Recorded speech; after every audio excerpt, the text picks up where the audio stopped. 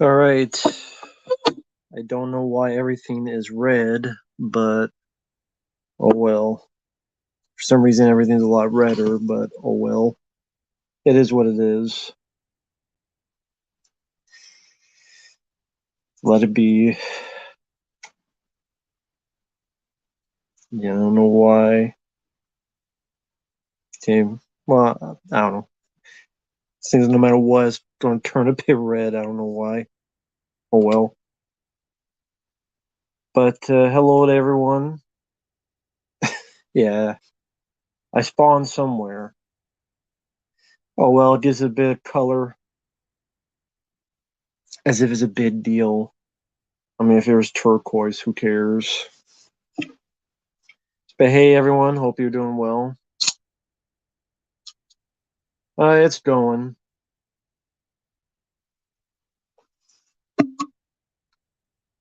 AZPH, hello there.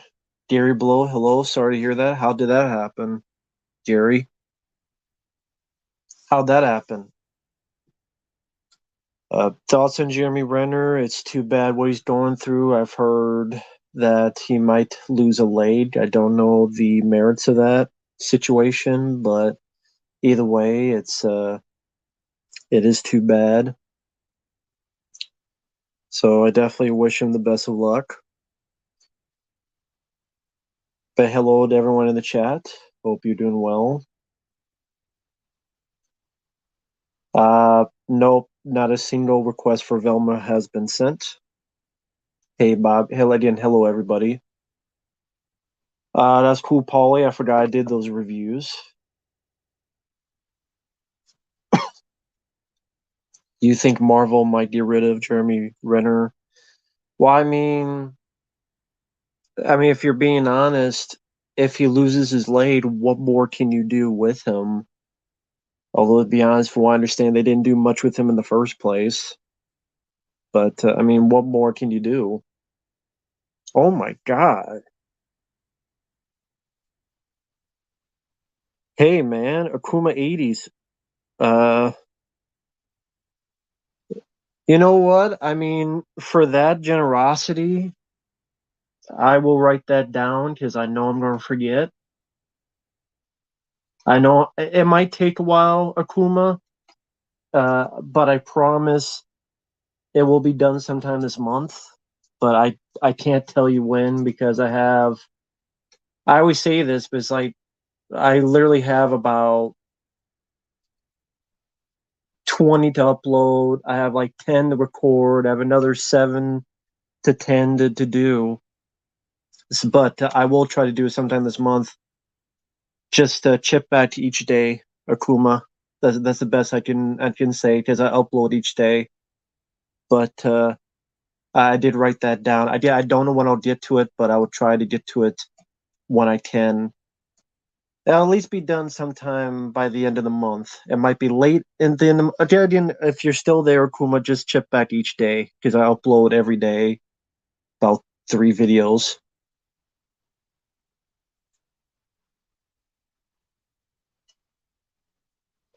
But thank you for your generosity, man. I really appreciate it.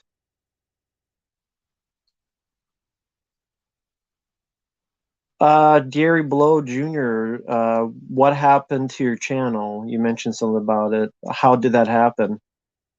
No problem. Yeah, Akuma 80s. I mean, that's very kind of you. Again, I will get to it when I can.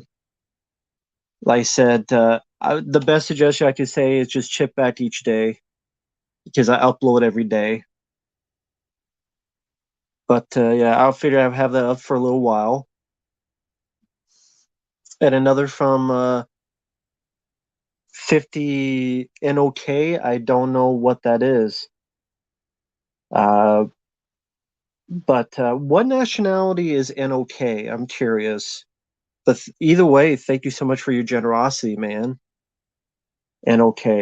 But hello to everyone in the chat. Um, but yeah, Akuma 80s and Knock, the thing by Thor. Thank you so much for both. Thank you. It's the least I could do. So Yeah, hope all is well. Hanging in there. Norwegian, okay. Well, I mean, it's still something. So someone said, "Hey, it's that's still good, man." And thank you, Richard. What's going on? I'm just got on here and just seeing what happened. But yeah, you guys have been very generous. You have no idea how much that I appreciate it. You have no idea. And Bobby Reynolds, have you watched two movies at the same time? I have not. I would not even know how you would do that. How would you watch two movies at the same time? Oh, I just one on a computer, one on a TV. No, I would not have the attention span to watch two movies at the same time. I would need to focus on just one and one only. Uh, Neopunk, I don't know. I would say no. But hello to everyone. But yeah, thank you, Bobby, for that. Thank you, everyone. And I think the least I could do is have this on a little bit longer. The other super chats I really do appreciate it. And this one over here was the big one from Akuma. Uh, again, this is what the super chats are meant to put people on. I mean, it's the least I could do for that amount of money. But each of the like Richard, Bobby, uh, Thor, thank you so much. I really do appreciate it. But again, hi to everybody. I'm not much of a multitasker. Yeah, I'm not much of a multitasker. I'm just that's not really my thing. Akuma, Final Cut You Live working 6 days, 12 hours a day. Man, I don't know how you're able to do that, man. But I guess you have to, but wow. Yeah, wish you the best, Akuma, man. I mean, thank you for your generosity. So thank you for that. But sorry, I keep saying I know it's annoying. Sound like I'm doing something which I'm not. My hands are here. That's not why the screen is red. I've never played Resident Evil Village. Someone asked about that. Class of 1984 is a pretty solid film. I do like that movie. Uh, Lisa Marie Presley, yes, she passed away. That's too bad. Upcoming reviews, I mean, you guys will see. I upload it each day, so it's more fun to be surprised. I also enjoy the sequel, Class of 1999. It's hard for me to pick which one I like better. So we will see. A favorite Michael Douglas film, that's tough. There's a lot of good ones. Black Rain, The Game, Falling Down. It's hard to pick a favorite.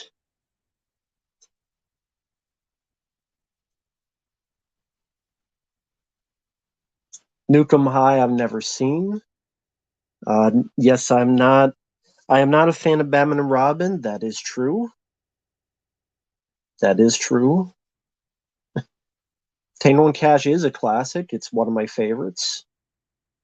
Class of 1999 Part 2 is an awful movie. Death Warrant or Lockup, I would go with Lockup because it's much more of a dramatic, excellent performance by Sylvester Stallone, and it definitely has more of an emotional punch. Well, I mean, Death Warrant, you're going more for the action. Lockup has more of a character story to it. Which do you think is the better?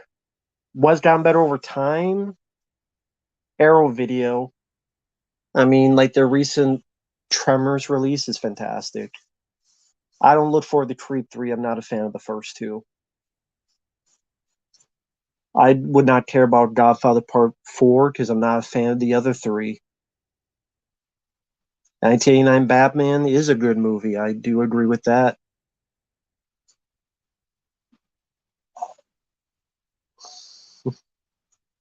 But that's cool, Josh, that your mom can read two books at the same time. Congrats. Charlotte, I have no idea who that is, Manny. 23 Jump Street is too late now. I reviewed Buried. I'm not a fan of the film. I do not care about Tobey Maguire Spider-Man 3. I'm not a fan of that movie at all. Tango and Cash are bad boys. I go with Tango and Cash. I mean, Stallone, Kurt Russell, it's hard to beat that combination. Yes, Batman 89 is better than Batman and Robin. What do Van Damme and Dan DeVito have in common? They're actors.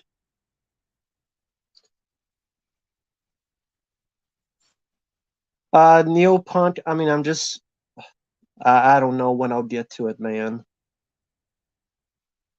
I don't know.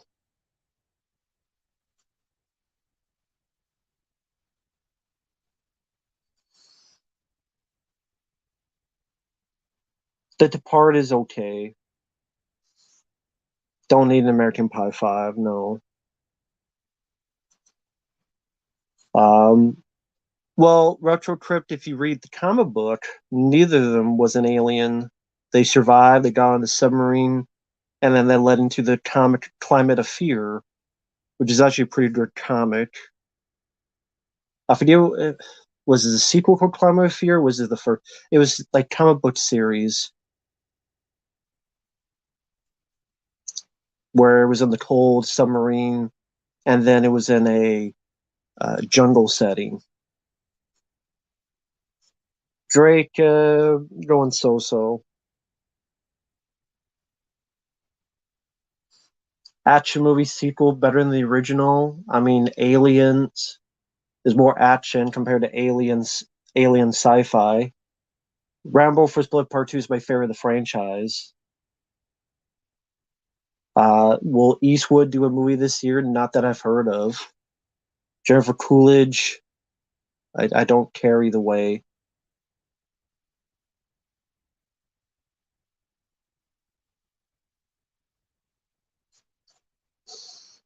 What would I change at Titanic? I mean, I just wouldn't make the movie.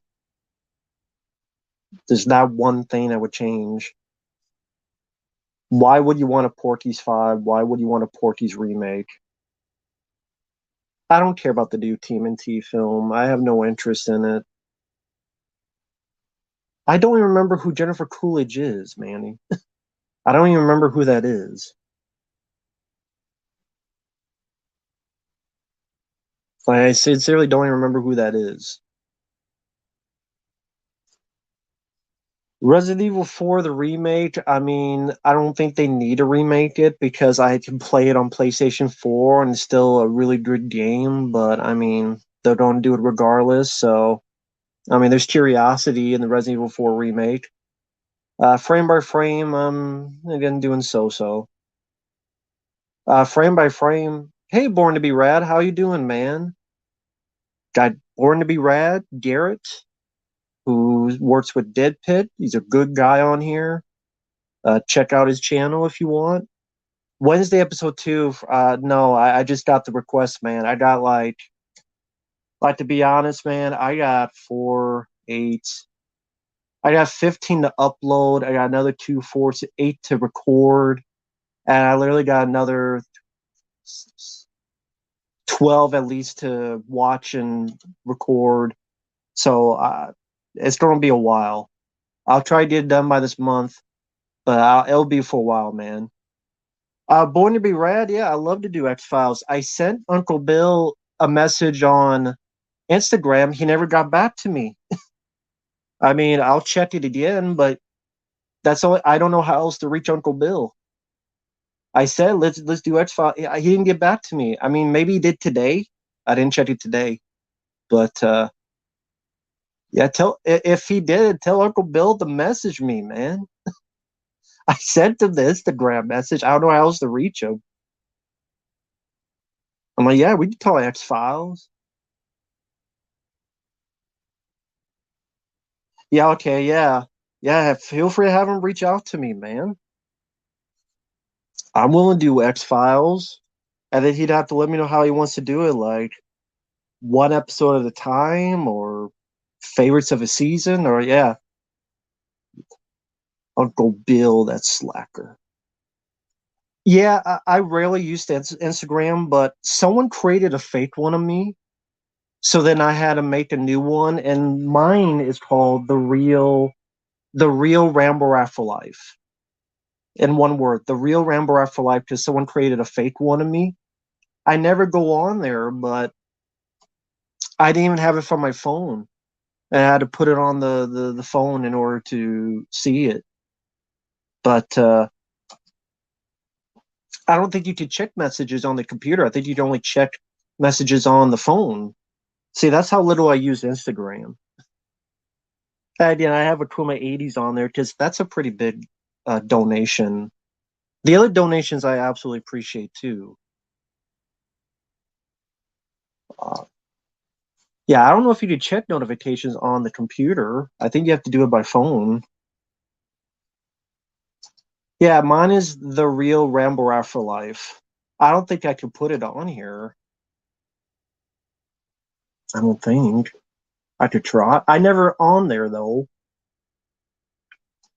I guess if people want to. Can you check it on here?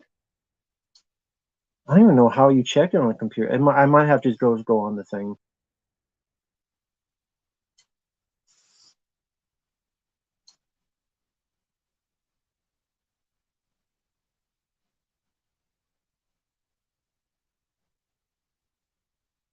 Uh, but yeah, sorry I haven't gotten to any of the questions and such. I'll do the best I can, but I'm not gonna be able to get to all of them. We already have like over 50 people in here, man.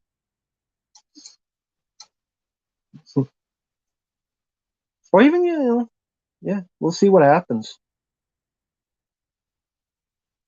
Peter Freakout, you worked on a DVD update. That's very cool. Uh, the social media I use the most is Facebook. I've seen Doctor Strangelove. I do enjoy the film. I like it. It's a good Stanley Kubrick film.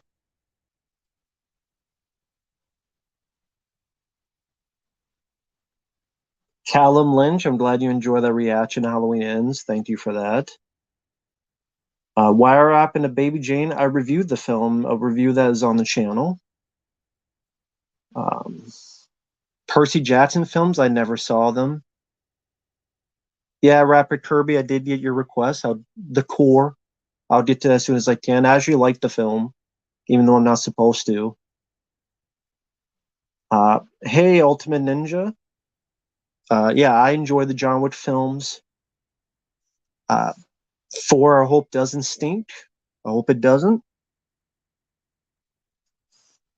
So, put that off there.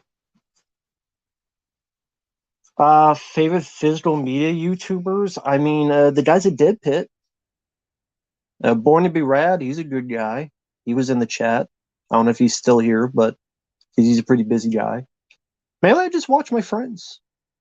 God, he's still here. He's like, hello. There he is. Hand raise. Just YouTube being a pain. Always being a pain. Uh, but people out there know if you do stuff in YouTube, you know how it goes with how much of a hypocritical stuff they are. YouTube is most hypocritical of almost any platform I can think of. But what can you do? What can you do? Uh, hey, Jesse. No, I've not seen Lolita. No, I've not seen the Lolita film. Didn't see Percy Jackson. Don't know anything about it. Never played an Assassin's Creed game. I like all the John Wick games. I like all the John Wick films. It's hard to pick a favorite. I don't know if Van Damme's retiring. He said that, but who knows if he'll stick with it. Sure, Mission Impossible. I like the previous one, Fallout. We'll see what the new one happens. I barely remember the Assassin's Creed movie, maybe for good reason. NTV's Teen Wolf the movie. I think I saw one episode of the show. Hey, Quaker Jake. No problem to the people out there. The TMNT movies that made me mad, I mean, they're on the channel, the Michael Bay produced ones.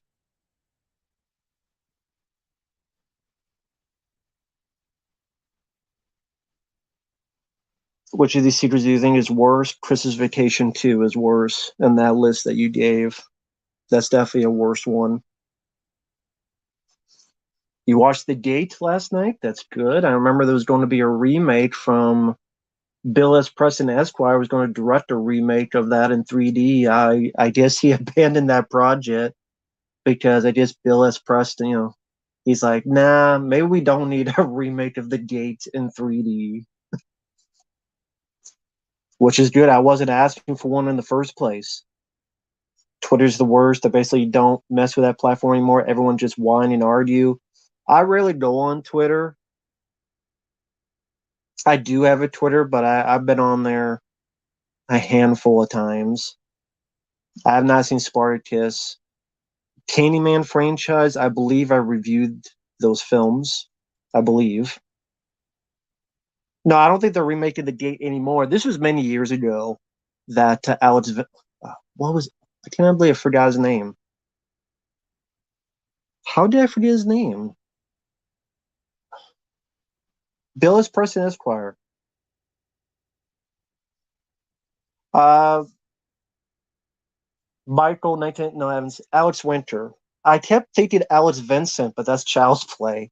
I don't know why I kept thinking Alex Vincent, the both Alex Winter. Of course, you had the Lost Boys, other stuff.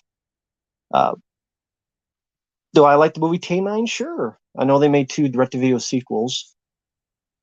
Callisto Protocol, I mean, I enjoy the video game a lot, but it's a very divisive game. Watch a playthrough and see how you feel about the combat. I really enjoy the combat because it's kind of like if Dead Space was played in the vein of Splatterhouse, where you have melee weapons and you beating up monsters and you're swinging them. I love that concept. I like Josh Duhamel as an actor. I like the graphics. The story's typical, but it's a story I'm into. I mean, it's not the most original story, and it's not a perfect game, but I had a lot of fun with it, and I don't really understand the bad reviews. I don't understand the 3 out of 10 reviews. I don't. I mean, I guess that's up to you if you see footage, but I really enjoyed uh, Callisto Protocol a lot. Never played a Fallout game. Hidden 3 is too late for it. Plus, did you see the Hidden 2? That kind of tells you don't do a Hidden 3. White Dog, I vaguely remember. It's probably worth one watch. Possession, is that with Sam Neill? Wasn't a fan. Very confusing. Didn't know what was going on in the movie. Good luck trying to retell what the story is of that movie. Cruel Intentions, I barely remember. Verizon, no, I don't use Verizon. Yeah, I know the game ran horribly and it's been patched. I had it on PS4. I did a video on it. It's been patched. It works rather well on the PS4. So it's going to work better on PS5 and Xbox because that's what it's meant for in the first place. So that's just the way I look at it. Well, thank you, Bobby. He's saying Saved by the Bell versus Happy Days is a tie match because I love both shows. Happy Days versus Saved by the Bell 2020 reboot. Happy Days wins because the Trash by the Bell is garbage. To be perfectly honest, I have not watched much of Happy Days. I know of the show, Ron Howard, and of course, hey, I know of him. He was the principal in Scream, Henry Winkler, the director of Cop and a Half with Burt Reynolds, which is still, someone needs to ask him about directing that film. From what I understand, him and Burt Reynolds did not get along. I don't know if that's true. I vaguely remember Saved by the Bell. I think I actually have it here. Funny enough. So now the question is Saved by the Bell or the college years? Uh, Saved by the Bell, not the college years. I mean, it's goofy. I do remember seeing this when I was young, and it's kind of the nostalgia. I mean, when you watch it now, it is a live action goofy cartoon, but it's fun for what it is. It's harmless. It is harmless. Of course, school was never like this. Kind of wish it was like this, but it was fun. Mario Lopez, Mark-Paul Gosselaar, which I remember he was on NYPD Blue for like the last season. Of course, her from Showgirls. She'd go on to do Showgirls, which killed her movie career. But it's goofy fun. But it's not a show I rewatch a lot. It's just more of a nostalgia type of thing. But I mean, it's harmless. But I did not see the reboot. I don't know why. Well, I know why they did it, but did anyone see the Saved by the Bell reboot? They're probably like, I don't care. But I'm surprised they didn't do a Family Matters reboot because they did Full House, they did Saved by the Bell, but they didn't do. No, I mean, yeah, but they didn't do Family Matters. I mean,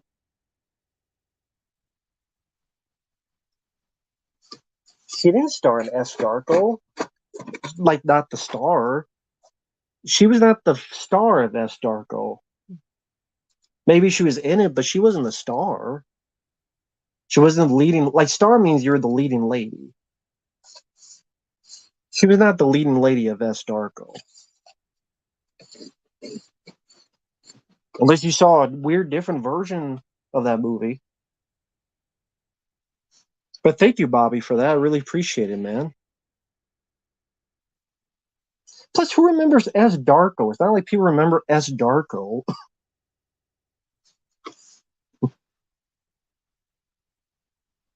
No, I saw Saved by the Bell on reruns probably around early 2000s, maybe 98, 99, like in reruns.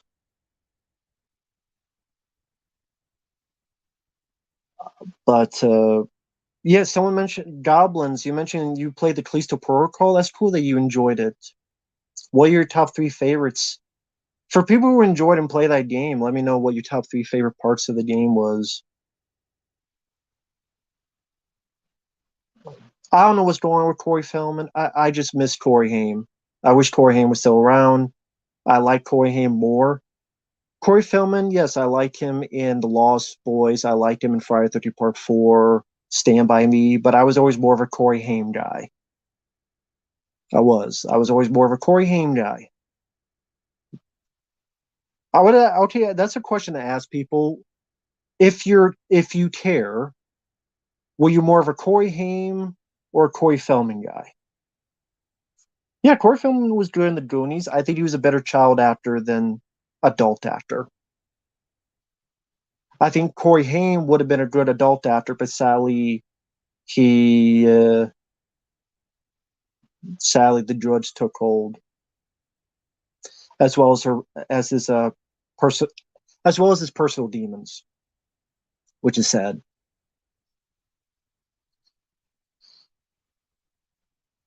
Do I like The Blind Side? Sure.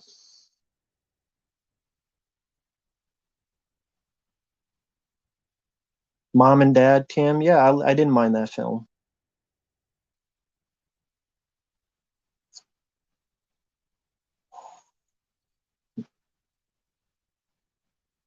Corey Feldman now is just well, Demolition High and University did a Blu-ray. Maybe Vinegar Syndrome will one day. They're releasing sidekicks, so you never know. With Chuck Norris, Vinegar Syndrome is releasing sidekicks, so if they're releasing that and they're released, you know, who knows? Maybe.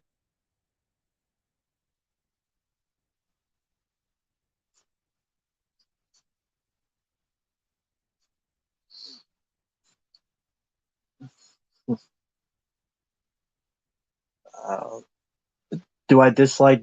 Corey Feldman as Donnie? Yes, I've said that many times. Awesome God, didn't see the film, man.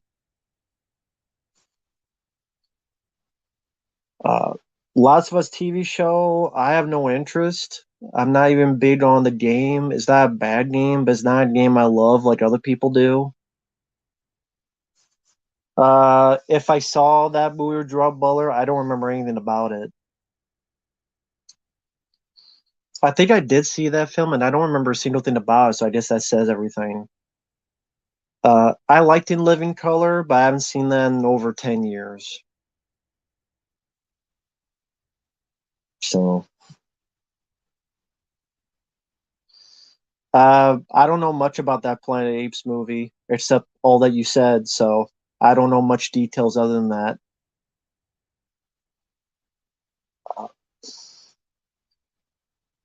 Honestly, Neopunk, yeah, in terms of voice work, Corey Feldman made Donnie sound like a stoner. Mikey Part 2. I'm sorry, but that's a fact. As much as I enjoy the film, he made Donnie sound like a stoner. No, no one's requested playing, which is the most boring title you could give to a movie. Caleb, I don't know what you mean. What did you do, Caleb? I don't remember what the last stream happened.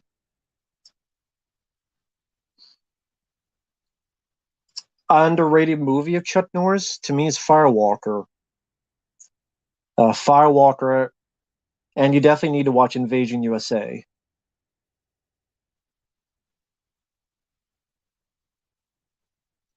I don't watch Nickelodeon, so I don't know, Cole.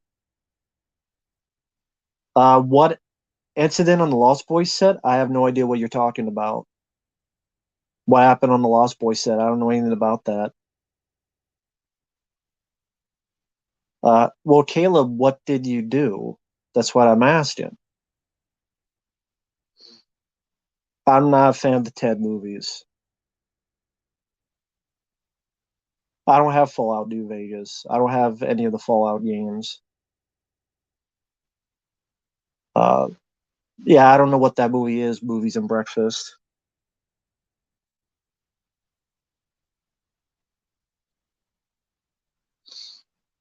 Probably Gerard Butler over The Rock.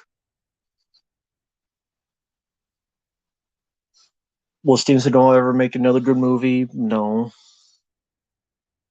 obviously not.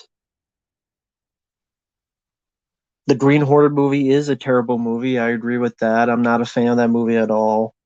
And how they handled the whole Bruce Lee Kato thing was absolutely ridiculous. Absolutely ridiculous. Like the way that was handled. And it was just, I don't know why they ever thought to. There wasn't really a movie people were asking for, especially for Seth Rogen starring in the film. Like, why did they think Seth Rogen should be a star of a Green Hornet movie? Who thought that was a good idea? Who thought that was a good fit? I would love to know those meetings. I would love to know those meetings. I've said, yeah, Seth Rogen, we buy him as this, can't, I mean, not even actions character. What was his character even?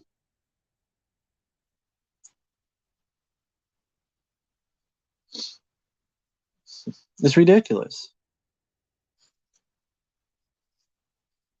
So, but yeah, hello to everyone in the chat who's come in. Hope you guys are doing well. Yes, I mean, Steven Seagal is up there in age, and he should just retire and live wherever he wants to live, Russia or Zimbabwe or whatever. Bad teacher, not a fan of the film. Scott Atkins, I enjoy more than The Rock. I wouldn't do a Green Hornet movie in the first place.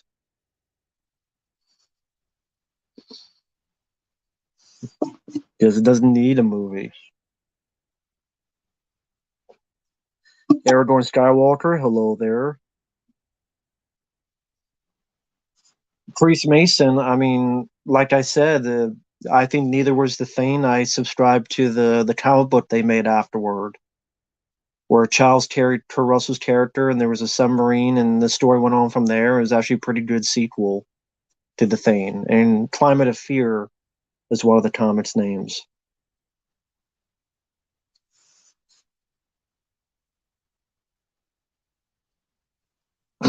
I can't think of a favorite South Park. I liked a lot of them, but I don't have a favorite South Park episode. Sorry.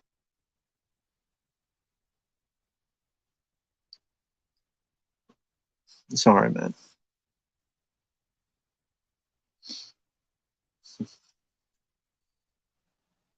Is Freddie Prinze Jr. still a joke? To me, he is. I barely remember the American Pie films. I remember not minding the first one. I barely remember the other ones. Transformers Dark of the Moon is an awful movie. It's an awful film. It's terrible. Just like all those Transformer movies are terrible. Well, I mean, Davey Vids, you know my thoughts on Median. I reviewed it, so I don't know what else you want me to say.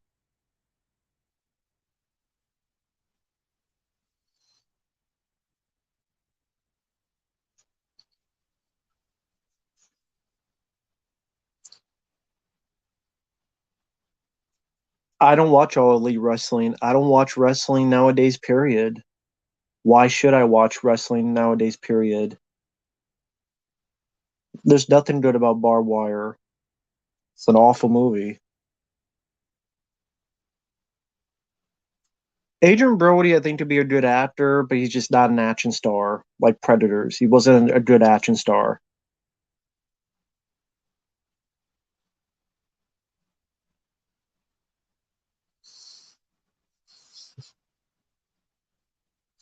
The Rock or Vin Diesel, I don't know. I don't know. Favorite critically bashed film? I mean, there's a lot of critically bashed films that I enjoyed, so you'd have to shorten that list down a bit. The Bruce Lee Green Hornet TV show I didn't grow up watching. There's nothing to the set design of Barbed Wire. It's just what's good about the set design. Elle Lamford, never heard of her. No, M. Night Shyamalan should retire. Sure, Daredevil would count, man. I liked that R-rated cut of it.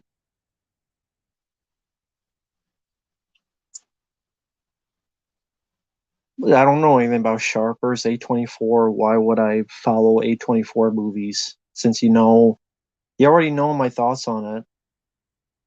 Lucas, that sounds interesting. I'd be curious to know what that is.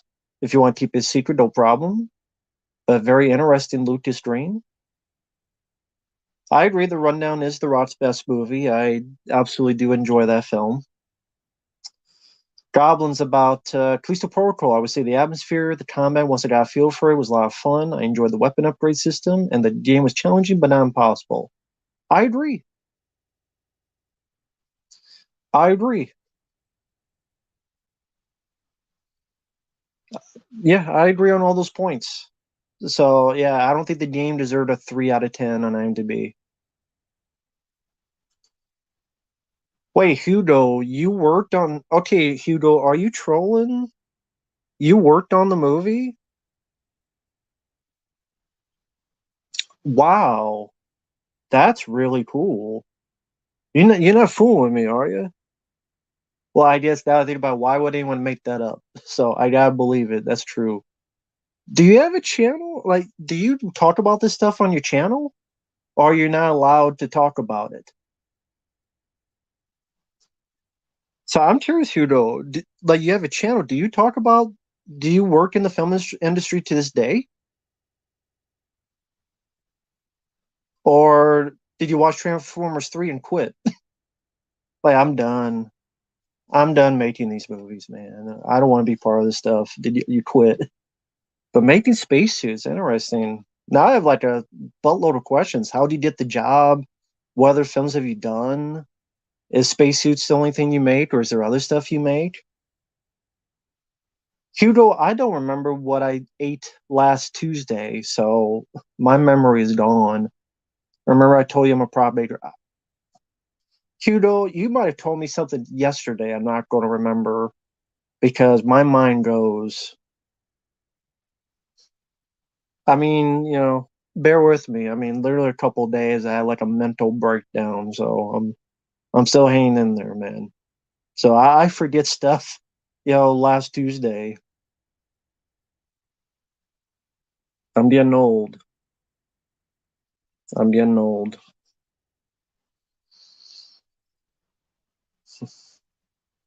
I've never met someone from a horror film.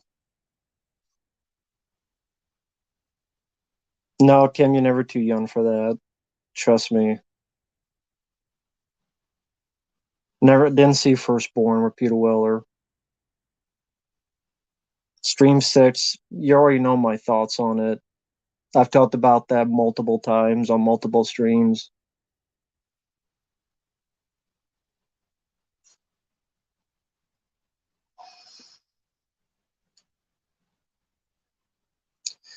But yeah, I mean, that's one of the reasons I'm doing this because I was in a depressed mood for the past week or so and just wanted to have fun with this.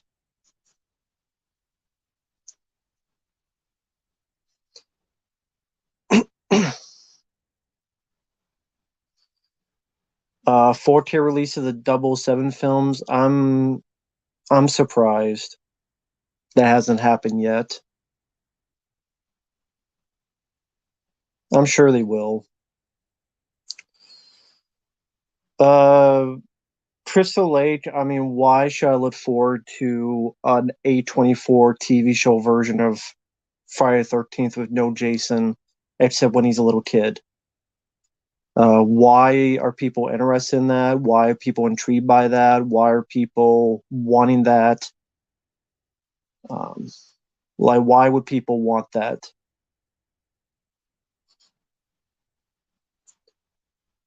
Like, why would anybody want that at all?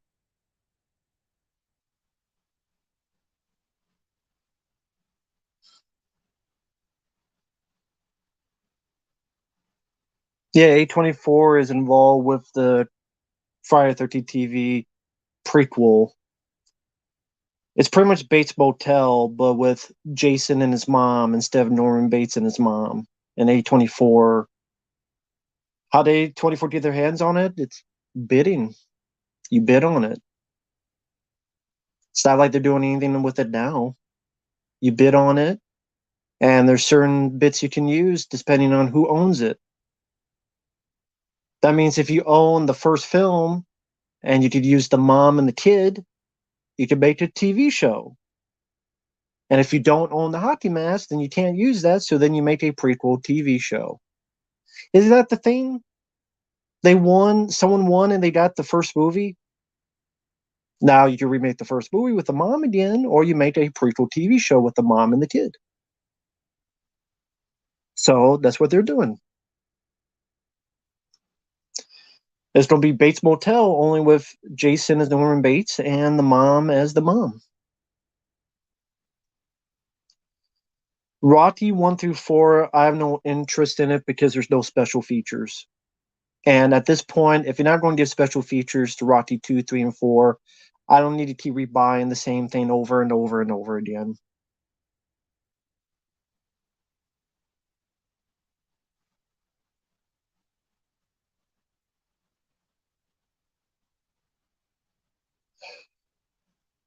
Darth Gold does. I'm not talking about that stuff. YouTube doesn't like it when you talk about that stuff. So just stop asking about that stuff, man. So don't ask that again, please.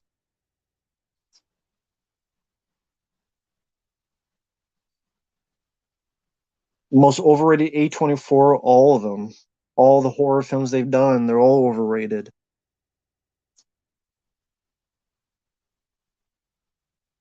No, Men in Black is better than Wild Wild West.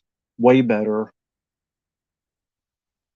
I like all the Friday the 13th films except Part 8. So I actually disagree with you.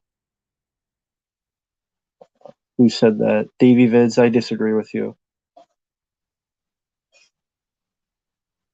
Why do you think MGM has refused to make new extras for the Rocky movies? Your guess is as good as mine.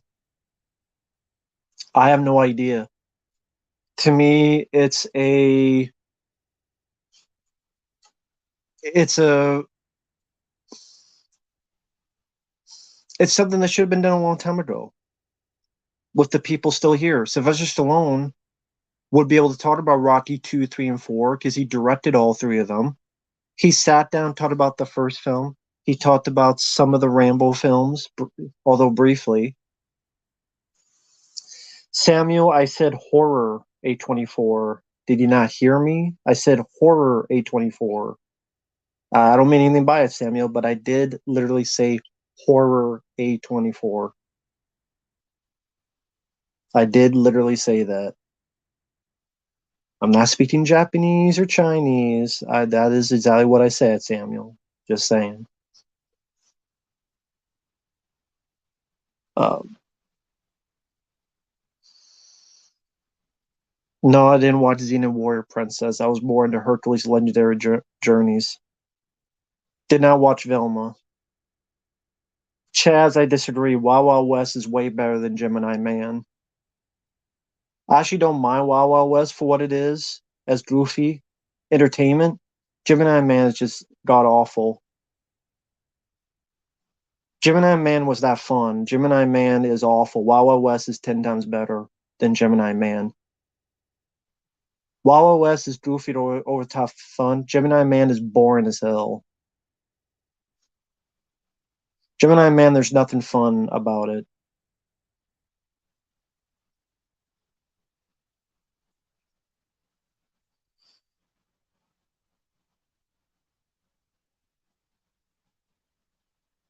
The Awesome God, what's wrong with the eye being poked out? I mean, I don't get your issue. That's nothing wrong with Dead Space 2. Hey Tony, the action wasn't decent in Gemini Man. Teach their own. Teach their own. I agree. Gemini Man is nothing of a movie. I absolutely agree. 100% agree with that. Uh, no, Wild Wild West is way better than 7 pounds. There's nothing in 7 pounds worth of crap.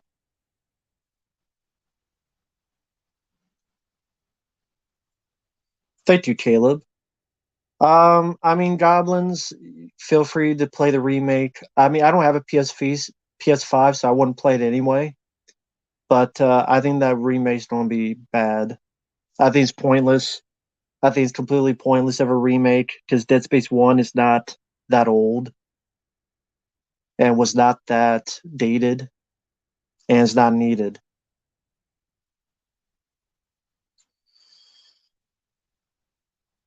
CGI overshadows their ability to tell a good story anymore. I mean, you can say that for a lot of people nowadays.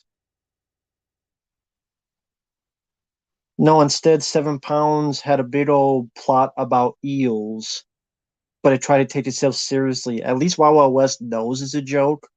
7 pounds literally has a serious bit, but it involves electric eels. But we're supposed to take that seriously. And it's melodramatic, Lifetime channel.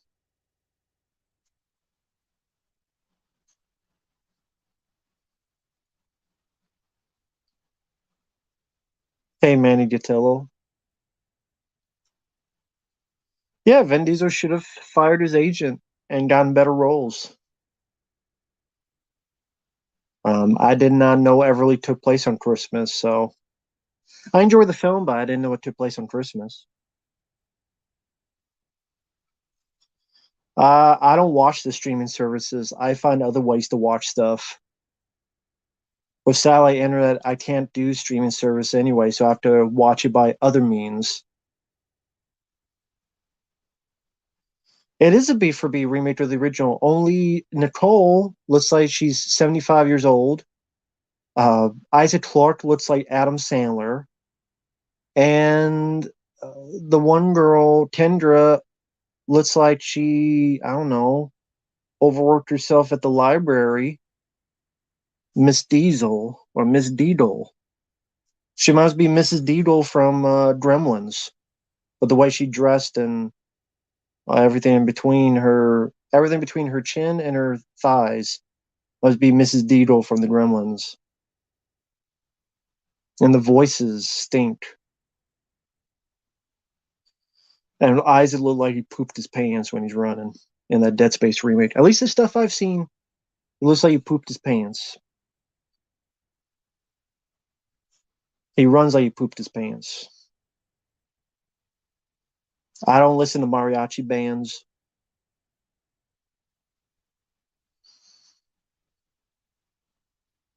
Uh, Bulletproof 2? Yeah, there was a Bulletproof 2. Had nothing to do with Adam Sandler or Damon Wayans, and it was complete. That was because Universal owned it, and Universal just wanted to make cheap sequels. That's why they did Backdraft 2. I think, I don't know. I think they were behind, I don't know.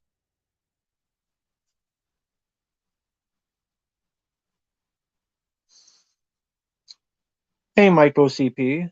Hope you're doing well, man.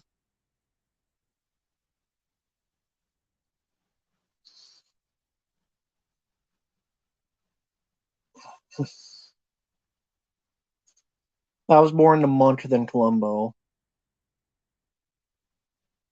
Why would I see the House Party remake?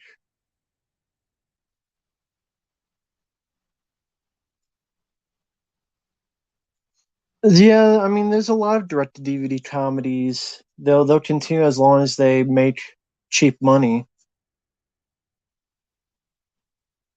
Yeah, they did a Hard Target too with Scott Atkins. When Scott Atkins was interviewed, he said that he said no again and again, and then they offered him a lot of money, and then he did it. So that's because, yeah, they offered him a lot of money.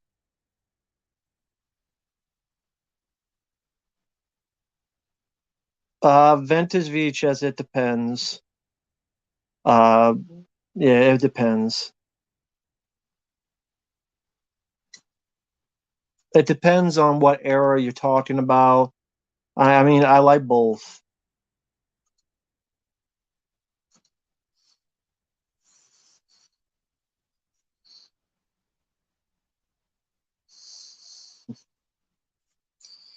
Yeah, there's a trailer for House Party. They have a party at LeBron James's place. Scott Atkins fight scenes are great. They're better than okay. They're great. What are you talking about? Just go watch Aston Man 2. There's a lot of good fight scenes he's done. One Shot is a fun one. John, hello there. The Burbs, love The Burbs. My favorite Tom Hanks film and a very funny movie. My favorite Joe Dante film. Love The Burbs. AC/DC is my favorite band. Oh, Hard Target 2, I don't remember the fight scenes in that one.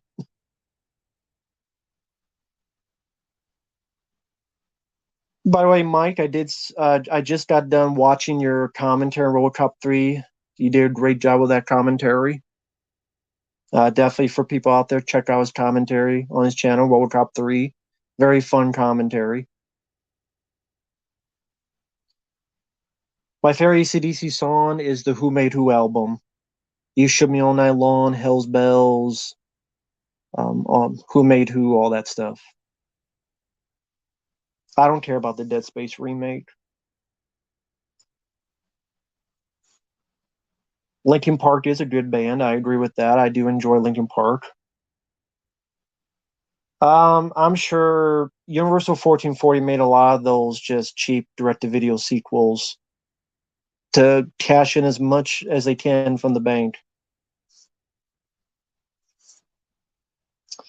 Well, there's the person again, but another fake name. I think he does it just to troll, so it's cool. I'm not gonna harp on it that much. The guy can do as much as he wants. Hope he gives me more. Thank you, reservation, but not gonna do it.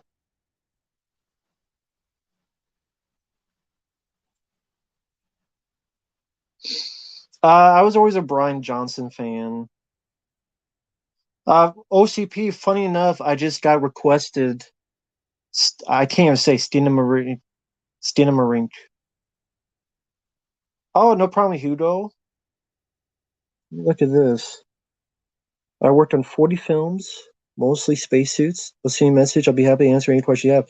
Sure. I mean, I don't know if you have my Facebook or how you would message me, but yeah, I find this stuff fascinating.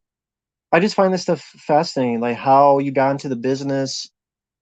Uh, well, Movies and Breakfast is a paid request. So, well, people said Blair Witch Project was boring as well, and I enjoy that film. So who knows? Maybe I'll like it. I didn't. People hated Blair Witch Project. People hate Blair Witch Project because they said it was boring, but I really enjoyed it. So, but yeah, that's very interesting. Spacesuits. That's pretty cool. But yeah, Mike, I'm guessing you're going to be pretty busy tonight, which I understand. Are we still up for Wednesday, the Indiana Jones thing?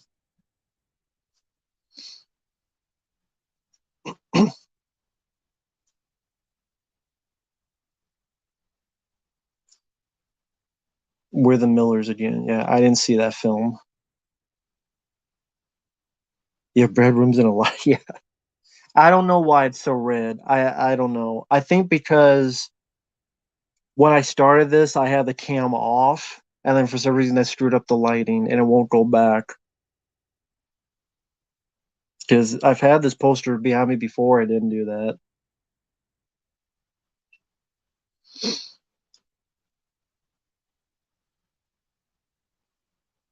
Well, I mean, yeah, Evil Dead Rise trailer. Like I said in my video, yeah, Mike. I mean, you'd come on if you want. I figure you're busy. I'm gonna be on for a little while.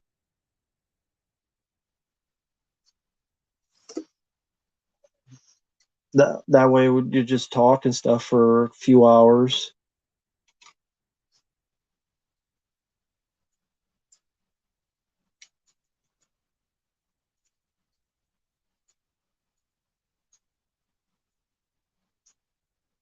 I gotta make sure I type the stuff right when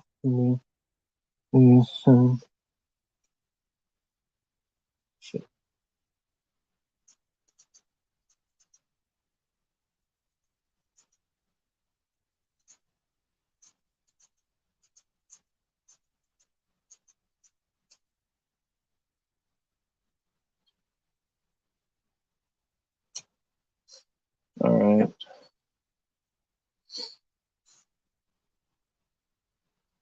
Oh, you talked to Uncle Bill. He should. Does that mean he's going to message me? Is he going to message me on Instagram or let me know? But yeah, Born to Be Red's a good guy. He's a very nice guy. He said some nice things about me in the stream a while ago. Sorry I haven't kept up with stuff. I've just been very busy. But yeah, I don't know why it's red. But yeah, so you mean he's going to message me on Instagram or is he going to message me another way? But how you doing, John Zero Cool Man? No problem, Kim. Thank you for that. Yeah, no problem, Born. Or do you like to be called Garrett? I mean, I know your name's Garrett. I don't know if you like Garrett or Born to be Red. I don't know what you prefer. Some people prefer their username. Some people prefer just say the name. So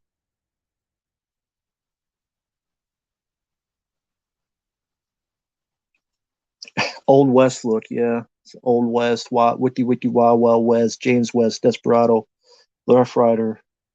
Don't want nada, none of this and none of that. Yeah, Talk Radio is a very interesting film, especially in today's age of the PC era. And Eric Bogosian definitely gave a very valid, solid performance. Definitely should have gotten some award recognition for that.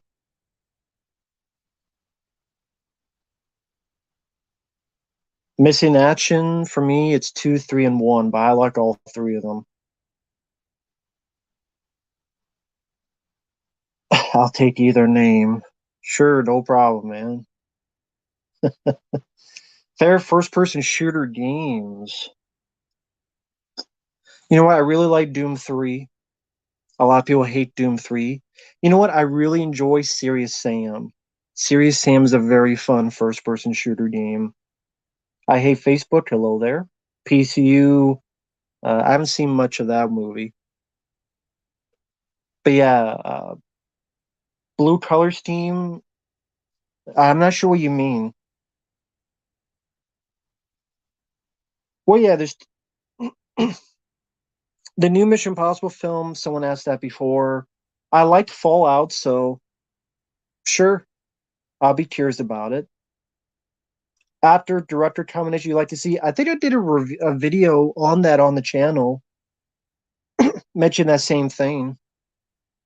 I can't remember what my choices were though. I mean, I can't remember. I think like John Carpenter and Sylvester Stallone would have been cool.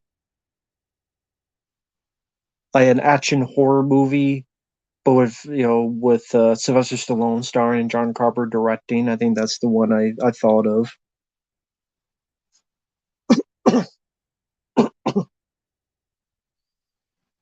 The Bad, and the Ugly, not a bad film. I prefer the other two more though. Fistful of Dollars for a few dollars more, I do prefer. I've seen Biodome. It's not that good. And this comes from a guy that actually likes Pauly Shore stuff. I much prefer In the Army Now and Encino Man. We still don't have a Blu-ray. There's a lot of films that don't have a Blu-ray. Encino Man does have a Blu-ray. Uh, In the Army Now doesn't have a Blu-ray. I mean, best Batsuit, Batman '89. Worst one, Batman and Robin. Yeah, Serious Sam is hard, but the good thing about Serious Sam, because it was made for PC at first, you could save it anywhere. Kind of like Doom 3. You can save it anywhere, and when you die, you're at the exact same spot you saved. So that does help a lot. No, I don't think Pauly Shore is a great charismatic actor. I think he worked for his time, and then Encino Man, Son-in-Law, and The Army Now. That's his trilogy of movies, is those three. After that, not so much. Well, like Nothing to Lose and Martin Lawrence doesn't have a Blu-ray, which is strange. Uh, and that's a fun film. Money Toss with Chris Tucker has no Blu-ray, which is strange. And that's a fun one. Worst Kurt Russell movie? I mean, I'd have to see a list of movies from his because I can't remember what all he's done. Those ones I'm not a fan of, I don't know if it consider the worst. Worst Batmobile 89. No. Worst Batmobile, Batman and Robin, best one, Batman '89.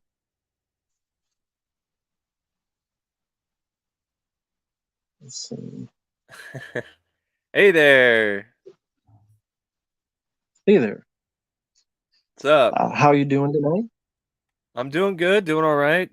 Just got off work. It was pretty easy shift except for two people who were, I guess, assuming I was rude, but really they were the ones being rude. That's how it is in retail. It's like, you're rude. And like in the back of my head, I'm like, no, bitch, you're rude. Because all I was doing, I was trying to help a fellow employee because he was not doing something correctly, and this lady was like talking to one of the employees, and I don't know exactly what she was talking about. I didn't know that it was something incredibly important because I'm not overhearing and I'm not eavesdropping on what other people are saying at the register across from me. And all I was doing was letting the guy know, hey, you need to look up the SKU. You can't just scan some item in that's not the same item that's like a similar price point. That's not how it works. And I was just being, polite about it. And this lady was like, "Excuse me, I'm talking to him. You're being rude." It's like, I was like, just doing my job. Like, seriously. But I mean, that it doesn't matter, if something like that happens or whatever happens for the most part, whatever happens the rest of the year, because I got to shake Jason's hand and get his autograph. Now, So, talk about that for those who don't know. You went to a screening of Friday the 13th Part 7, The New Blood, correct? yes, I went to a screening of Yeah. Friday the 13th Part 7, The New Blood on Friday the 13th. And Uh, Kane Hodder was um, there. yes, Kane Hodder was there. It was amazing. It was such a great experience. Um, Kane was a little late to the screening, which that happens a few times. That's actually happened more than once when it comes to like celebrities that have come in. Um, I think they definitely had a plan for him to show up, and then they were gonna have He's Back, the man behind the mask playing while he's, making his appearance. But he didn't Even though show he up. wasn't in the movie? He I know, he wasn't in that movie, but he didn't show up in time, so it was kind of awkward because it's just Yeah. it seemed like it was this big event sort of thing, like, they had the music playing and everything, But and, like, again, it's just like he wasn't there yet. let's play the music for the movie you're not in. So it's like he's probably like, But "What is that song?" I've never. he's probably heard it. Here's the thing, Well, I mean, for a lot of people, he is the man behind the mask, even if he wasn't yeah, in that I movie. love the song. I just thought that was funny. Yeah. It is kinda funny. But, he didn't show up on time, so the song just played all the way through, and then they kinda waited and shuffled a little bit, and then he finally came in, and he got a standing ovation from the entire, theater. Like, everyone was standing up and cheering and clapping, and, he actually hadn't seen the film in years, or he hadn't actually seen the entire movie or something like that, or it had been forever since he saw it. So it was like the first time he had actually sat down and watched the movie in Mm. uh, a couple decades, and he enjoyed it. He remarked about the hairstyles and the clothes and how dated they were, but he still ultimately was a fan of it. I could tell. We could all tell he was enjoying it because he would actually yell some commentary, which is actually pretty funny. So you have like a line of dialogue where one of the characters says something like, I'm coming, and then you'd hear, like, Kane Hodder in the audience yell, "I'm coming, bitch." So, I thought that was hilarious, and he had a few other moments like that where, you'd have characters would be like, it's like, are like, there was some, like, they would be asking, like, "Is somebody coming?" or whatever, and then he would be like, "No." Yeah, 'cause of the whole thing that they're dead. Um And, Kane was really sweet, really awesome. He's a no shit kinda guy. He's definitely the kinda guy who will tell it like it is.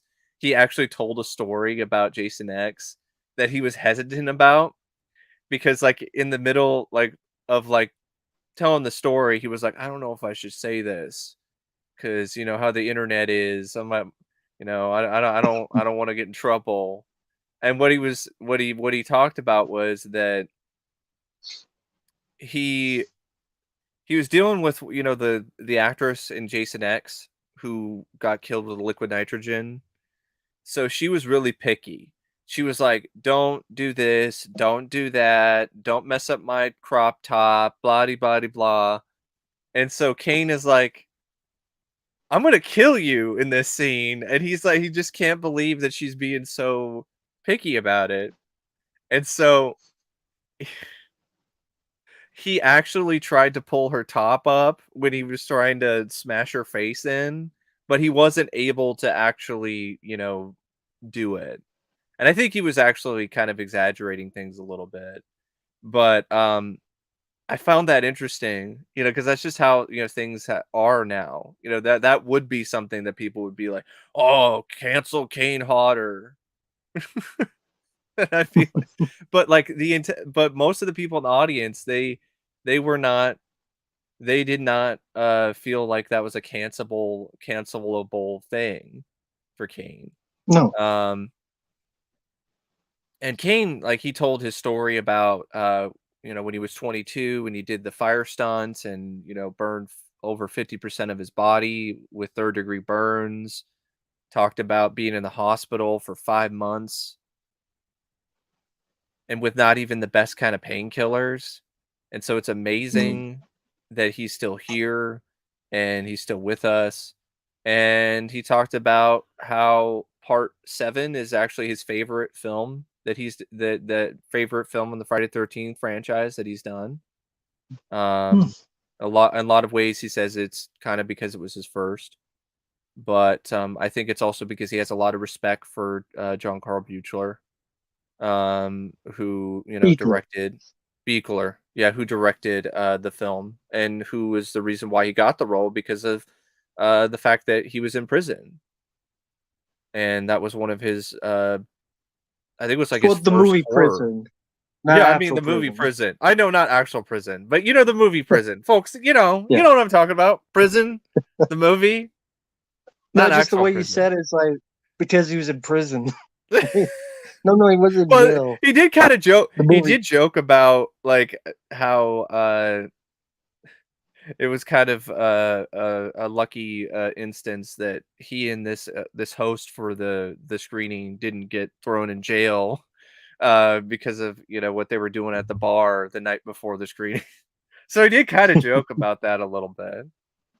Um, but yeah, it was awesome. I couldn't get a photo with him because I did not know that I had to pay for a photo, and I didn't know I had to pay Yeah. cash, and I wasn't aware of that until last minute.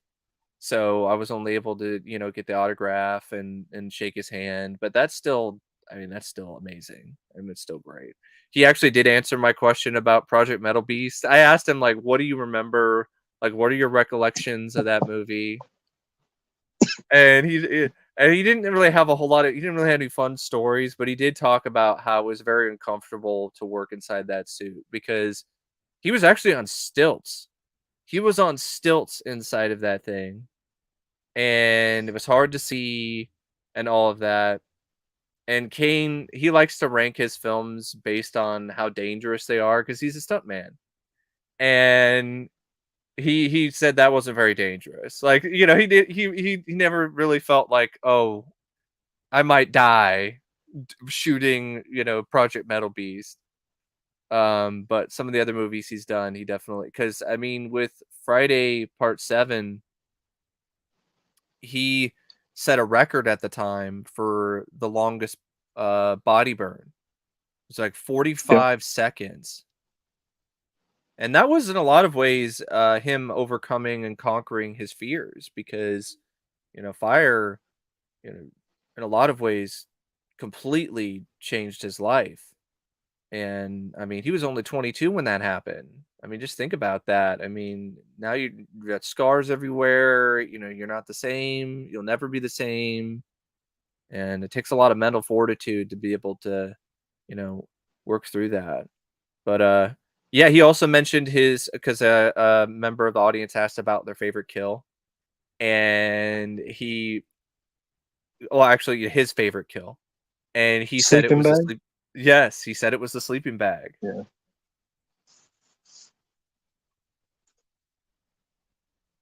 In other words, Project Metal Beast Yeah, Kane just took a paycheck. yeah, yep, yep. He did also Yeah. talk No. about. Yeah, absolutely. The film is trash. It sucks.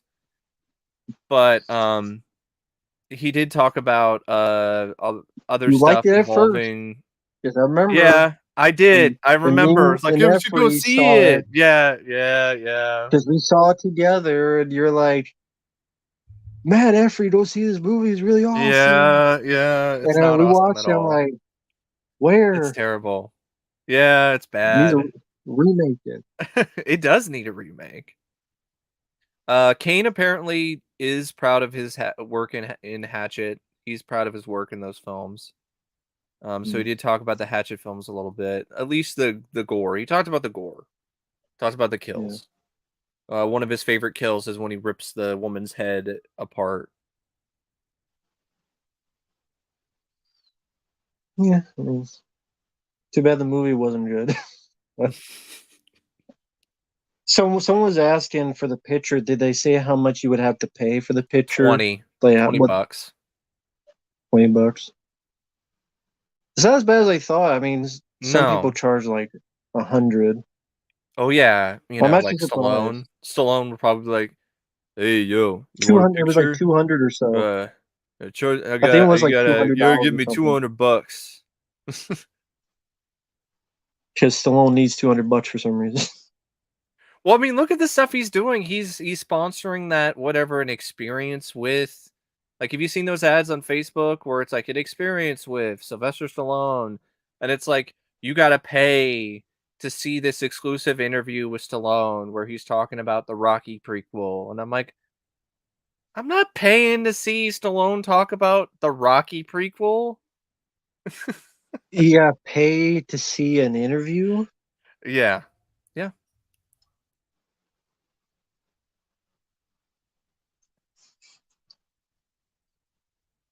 Okay, yeah, yeah. whatever. I don't know what he's doing. But yeah, Rocky films, 4K, it have was a more lot of features. fun seeing All seeing Friday Part 7 in the theater. The audience really enjoyed it. And just having Kane there was just put it over the top. And that definitely has to be one of the best cinematic experiences of my life to date for sure. And while I was waiting to see Kane, um, I talked with this guy who I think he might work for Second Sight, or he knows someone really close to Second Sight, or he definitely works in the industry when it comes to working with remastering films or doing something along those lines. And we got to talking, and we were talking about 4Ks and we are talking about a lot of stuff. And I mentioned The Abyss, and he pretty much told me that it's absolutely definitively happening this March. Like, it's not just a rumor, like, it's actually happening. these. His One of his closest friends is actually the guy who did the remaster, Hmm. and, he told me that this guy who's working, for Fox or one of the he's talking about how The Abyss is the film that he's constantly getting messages about from people. Like, all these complaints, and he was trying to get James Cameron to take some time out of his busy schedule, like, numerous times until recently to come over and just check it off. Just say it's okay, say it's a good transfer, say it's good to go.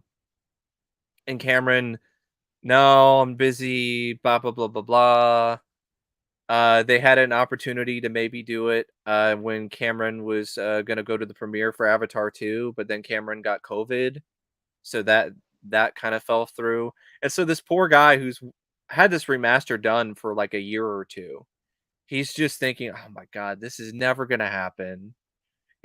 Cameron will never get over here and sign off on this thing, and I'm constantly gonna get all these complaints from people asking me, "Where's the 4K of The Abyss?" But then Cameron just showed up randomly out of the blue. He showed up like on a Friday and just was like, "All right, I'm here. Okay, where's the Abyss?" And then signed off on it, and that was it. The same industry insider, he also let me know that True Lies and Aliens 4Ks are also uh definitively in the works, and gave me a hint about Near Dark from Second Sight as well. It's the first time I've heard about that from anyone. Hmm. So yeah. That was really that was really cool. Like, yeah, I didn't get to get the photo with Kane, but I got to chat with this guy who is an insider in this industry, and finally I can So really, you know, rest at night knowing that The Abyss is finally coming out in 4K and Blu-ray. Like, and it's official. 4K or 4K and Blu-ray? It will be both because that's what 4K has been doing lately. They've been having like a 4K Hmm. disc, but then they've also had it in a Blu-ray. Okay. I hope Cool. so. I hope it's not one of those things where it's just 4K only and a digital copy, because that would suck for a lot of people. Yeah, I mean, that's cool. It's deserted for a while. True Lies, that would be nice too. Mm-hmm. I mean, there's a lot of movies out there that haven't gotten it. That'd be nice. I I mean, mean, that's a Aliens had a whole good other Blu-ray, thing. but I mean, if it gets a really nice looking remaster, in 4K with Dolby Atmos, that'd be pretty awesome. Yeah, I mean, you've mentioned many other Trick or Treat, Yes. the 80s. For the love of I just God, watched that. please. I just watched that today. I Oh, liked it. yeah, it's I fun. think I had not seen the film since like 20 some years, I mean, I'm not and gonna I sit here thought, and say it's great, but it's a but I solid liked it. film. Yeah. But yeah, I the version I saw is the overseas, and you're right. The Yeah. audio is Yes. very, Uh-huh. especially with the songs. Yeah. It's like mono. What was the Yeah. song? It's like save your soul, do, do, do, do, do. Rock Yeah, your going boat. after midnight. Yeah. And that's a great soundtrack, and that's doing such a disservice to that soundtrack to have it sound like that. I Like, don't know who released it that's the overseas, but definitive heavy metal horror film for me, and for it to be stuck with a mono stereo track, like, that just yeah, sucks. it was. Yeah, it was a fun film. I mean, yeah, like you said, it's not perfect. I wish there was a bit more of a bloody movie. I Yeah, get why it wasn't. yeah. Didn't realize the director also did 50-50. Peter Yeah, Weller. Charles Martin Smith, I That's think, another yeah. film that doesn't have a Blu-ray. But yeah, I enjoyed it. I thought it was fun. And what was I going to say? I do wonder maybe Vendor Syndrome, someone else would get that one day. Yeah, it sounds like a Vinegar Syndrome title, doesn't it? Like, it really has that sort of Vinegar Syndrome feel, like they tease it and be like, "Oh, some heavy metal horror," and then he'd be like, "Oh, okay, what is it?" And then, knowing my luck though, to be like Black Roses in 4K. I'm like, fuck that. No, I don't want Black Roses. Or what was that other movie you reviewed? You reviewed quite a bit of them. Oh, Um, they already released Dead Girls on an overpriced Blu-ray with like a double feature or something, and I'm like, why the fuck would anybody pay to Rocktober watch that Blood or shit? something. Yeah, Rocktober Blood, that has been requested by people, so I wouldn't be surprised. It's never had a DVD or a Blu-ray officially. It shouldn't be Terror on released. Tour. That's what it would be. Terror on Tour. I That's funny. Someone asked me, it's an upcoming video, my top 10 worst 80s films, and Terror on Mhm. Tour is on the list Yeah, because it's so it's a piece of awful. shit. It's It's an terrible. awful So movie. bad. Terror on Tour. It's just. I defy someone to tell me the plot of that movie. Cannibal I don't Terror mean is what it up says there on the for back. I me. mean the Speaking of full. terror and like 80s horror, like Cannibal Terror is up there for me when it comes to like one of the worst films of the 80s, one of the worst films I've ever seen. I mean, so much of the movie is literally just scenery footage of the jungle. There's so many scenes with this guy's fucking parrot or macaw or whatever. And I'm like, what? Does this guy have a bird fetish? Why the fuck are there so many scenes of this macaw? Or knowing my luck, it would be. Yeah, Julia, I know you asked for that. That video's coming soon. My luck would be Nuki, which is my number Yeah. one pick for worst film of the 80s. I mean, did you Watch that see get a 4K. Red Letter Media? They finally did Yeah. a video on it, but it was underwhelming. All this build up, all this because the movie sucks. The movie's mostly boring. So there's really not a Yeah. lot for them to say.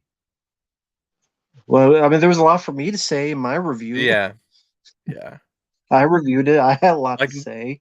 it's one of those things Like where Steve it's like Railsback disappears, and then he appears at the end, and you never it's see so him bad rescue the that alien. it makes Mac and Me look like a masterpiece. And Mac and Me is terrible. Yeah, makes Back to Me look like Blade Runner. The little kid at the end just wishes, and everybody joins up, and Newty like does these firework Yeah. senpai stuff, And and you have like the heart in the sky, which yeah, reminded me and of that Steve scene Rail's in back in it, 976 and you Evil see an 2. Wasn't there some heart in the and you sky or whatever in 976 Evil yeah. 2? Some weird thing at the end? I don't know about that one.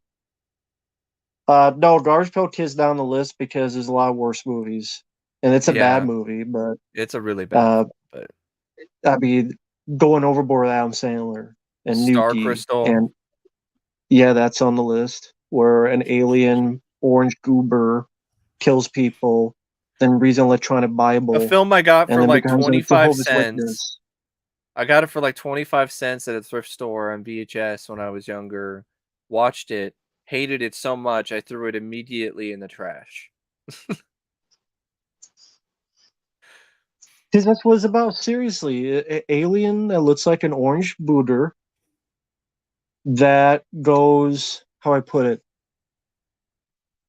kills people, reads a Bible on the computer, becomes a Jehovah's Yep. Witness, Mhm. apologizes for killing people.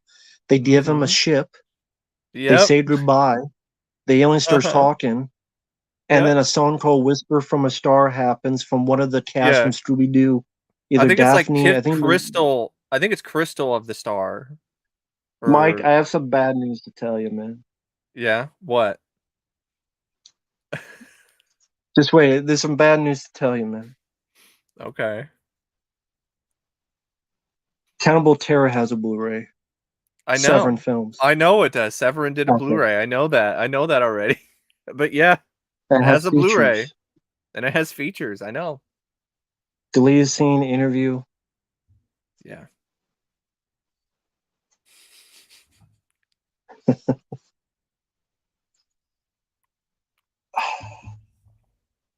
But yeah, Star Why do these Crystal. films get Terrible. released? I don't know. Star Crystal has a Star Blu-ray Crystal has a too. Blu-ray. But I mean, we know why. It's because who I gets think the it went out rights, of who print has though. the I money. think Star Crystal's Blu-ray went out of print from Kino Lorber. So Good. Should not have been in print in the first place. but now it means that people are going to charge out the ass and, for used copies of Star Crystal. So now you'll have people like paying like $60 for Star Crystal Why? because people are.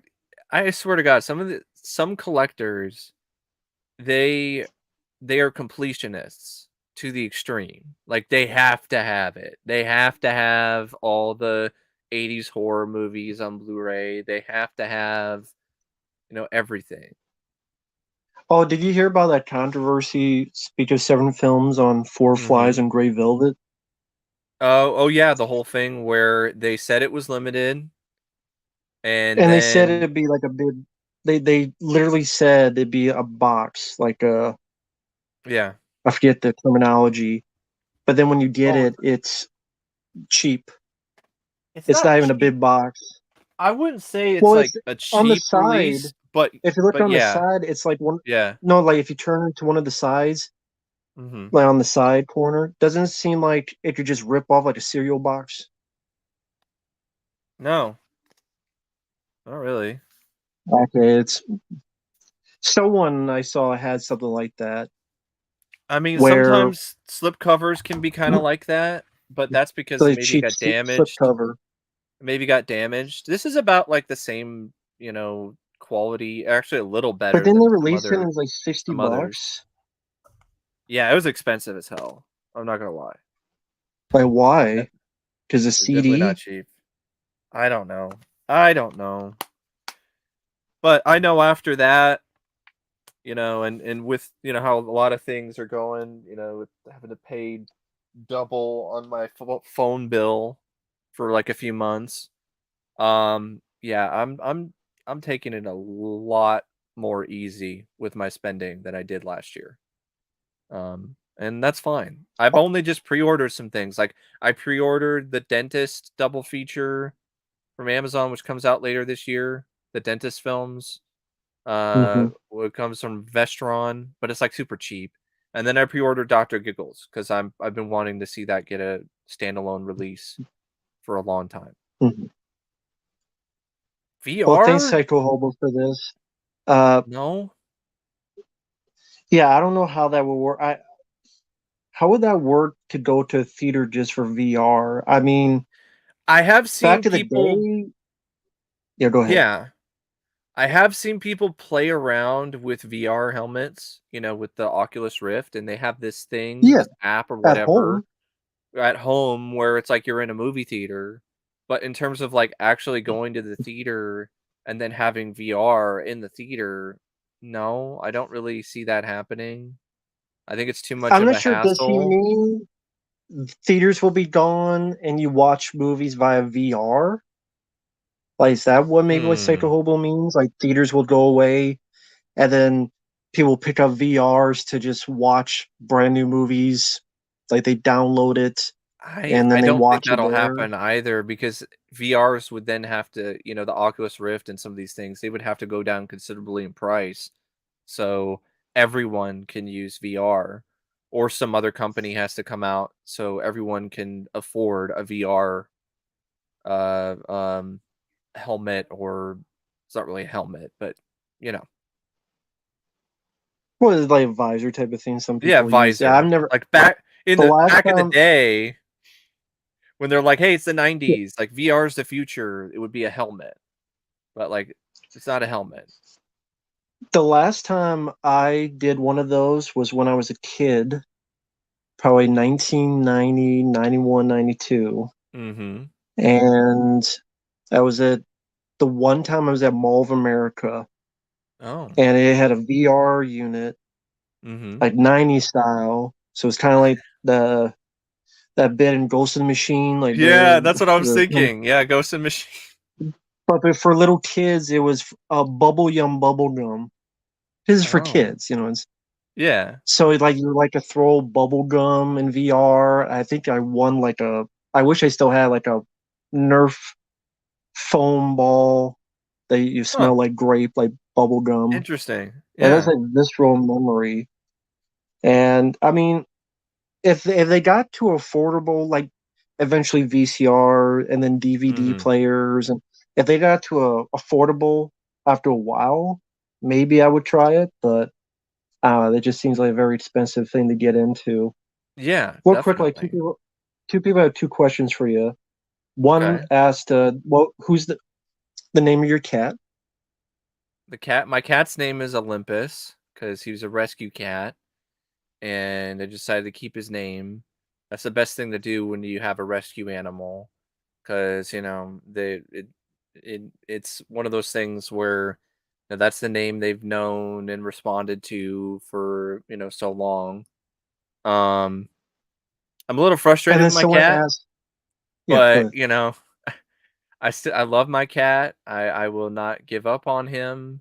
He does have a peeing issue, but I did take the time and I put some money into getting some stuff to maybe calm him down. So I'm hoping that that'll help so he's not stress peeing so much because I really think that's what it is. He's peeing on things he shouldn't because he's frustrated or he's stressed out in the middle of the night. And I'm hoping maybe with the calming stuff, also with more of a conscientious effort on my part, to give him even more attention because it's one of those things where I've been so busy that it's one of those things where I just haven't really been able to give him as much as attention as I think maybe he needs. So I'm gonna do my part with that as well. Um, but yeah, what And then what were you saying? someone asked, "Are you? Is Michael?" As you said, Michael. Is Michael into gaming? I would be if I had the time. if I didn't have all these movies and shows to watch and all this other stuff, and if I wasn't working 2 jobs on top of it, um, I used to game. I used to game on the Xbox. I used to game on the original NES, the Super Nintendo. I had a 64, an N64 as well. Um, I definitely have a lot of fond memories playing Halo and Halo 2 growing up as on the Xbox, as well as Indiana Jones and the Emperor's Tomb, which I think is a very underrated game. Loads of fun. Uh, the definitive Indiana Jones game, if you ask me. Like, if you're a fan of Indy, like, and you haven't played that game yet, you definitely should give it a try. I think it's also on PlayStation, so it's not just an Xbox thing. So, and of course, And then Nintendo, so like Super Mario yeah. Brothers and Duck Hunt and a bunch of movie video games that sucked, like Darkman and Predator. But yeah. Yeah. Um, so was the last game you played the Indiana Jones one you posted? Yeah, I did a little bit of that. I would say that as well as some of the stuff I turn to, when I'm bored and I want to switch things up. So I turn on an emulator and I play Super Mario All-Stars on the Super Nintendo or Donkey Kong Country. So I really like playing Donkey Kong Country and the Mighty Morphin Power Rangers Super Nintendo fighting game. Not the fighting tournament, the tournament fighting one. The one before that. The beat 'em up. That's a really fun game, actually. Even if you're not a fan of Power Rangers, like that's a legitimately fun game. Someone mentioned they own Darkman. Yes, that game sucks. It does. Every time you My lose in that game, Darkman cries like a bitch. and you have a playthrough of it on your channel, correct? Yeah, I think it might Darkman? be still up. It might still be up, like a multi-part thing. I did a bunch of save Yeah. states, but I'm not a good enough gamer to go that far without save states. All right. So someone's asking me, did you play anything after finishing Callisto Protocol? Nope, just been very busy. Just like Mike It and other seems people, just like been with very busy. Callisto Protocol, from what I've seen, like there are some people who really don't like it, who are, gamers on YouTube and whatever. And then you have others Mhm. that are still playing it, like Markiplier is still playing the game. So he did like a third part of a playthrough recently, which I think is pretty cool. Yeah. So maybe that I think if Markiplier, keeps playing this game, because he gets a ton of views. So I think a lot of people might actually give it more of a shot again. Well, I was in another stream and someone mentioned that it's severely underperformed, and Hmm. so there's probably not going to be a sequel, which is too That bad. sucks. Yeah. I don't know. I mean, Mike doesn't play those games, so he's like, I don't care. But uh, No, but I mean, it's still too if you bad have, because you enjoy the game, and there's other people that enjoy the game, and there's a lot of people who don't. But a lot of it, I think, a lot of it might have stemmed from the initial first impression, which was not the best because it didn't work. So when you need a patch right. to make the game playable, like there's a lot of people who are like, I don't want to fucking wait for a patch. I don't want to give it a chance anymore. But to be But on the flip side, they were very quick and they didn't do it on yeah, purpose. And at least yeah, they're not like some of these other companies, even movies where they yes, never fixed it. yeah, yeah. Someone has a question for you. What do you think of the So Halo sequels? I've only played up to Halo 3. I have not played Halo 4 or any of the others. I think I played a little bit of ODST. Um, my favorite is still the first Halo. That's just me personally. Um, that I never might be played them because of because I never had that an might be Xbox. because of nostalgia. I would recommend them, no Matt. I think you would legitimately enjoy playing the Halo games. At least the first 3, maybe even past that. I know the first Halo has a PC port. Um, And I don't know if the Xbox emulators work with it or not. I've seen some people been able to make it kind of do it or whatever, but because it's heavily inspired by aliens. The Marines in Halo are the Colonial Marines essentially. Like they wear similar armor, they wear similar gear. The guns, like the big machine guns, like they are Also, very much like the guns and Aliens. real quick, like before, if I could jump in, Yeah. one of the requests I got recently, and it does go into Halo, Mm-hmm.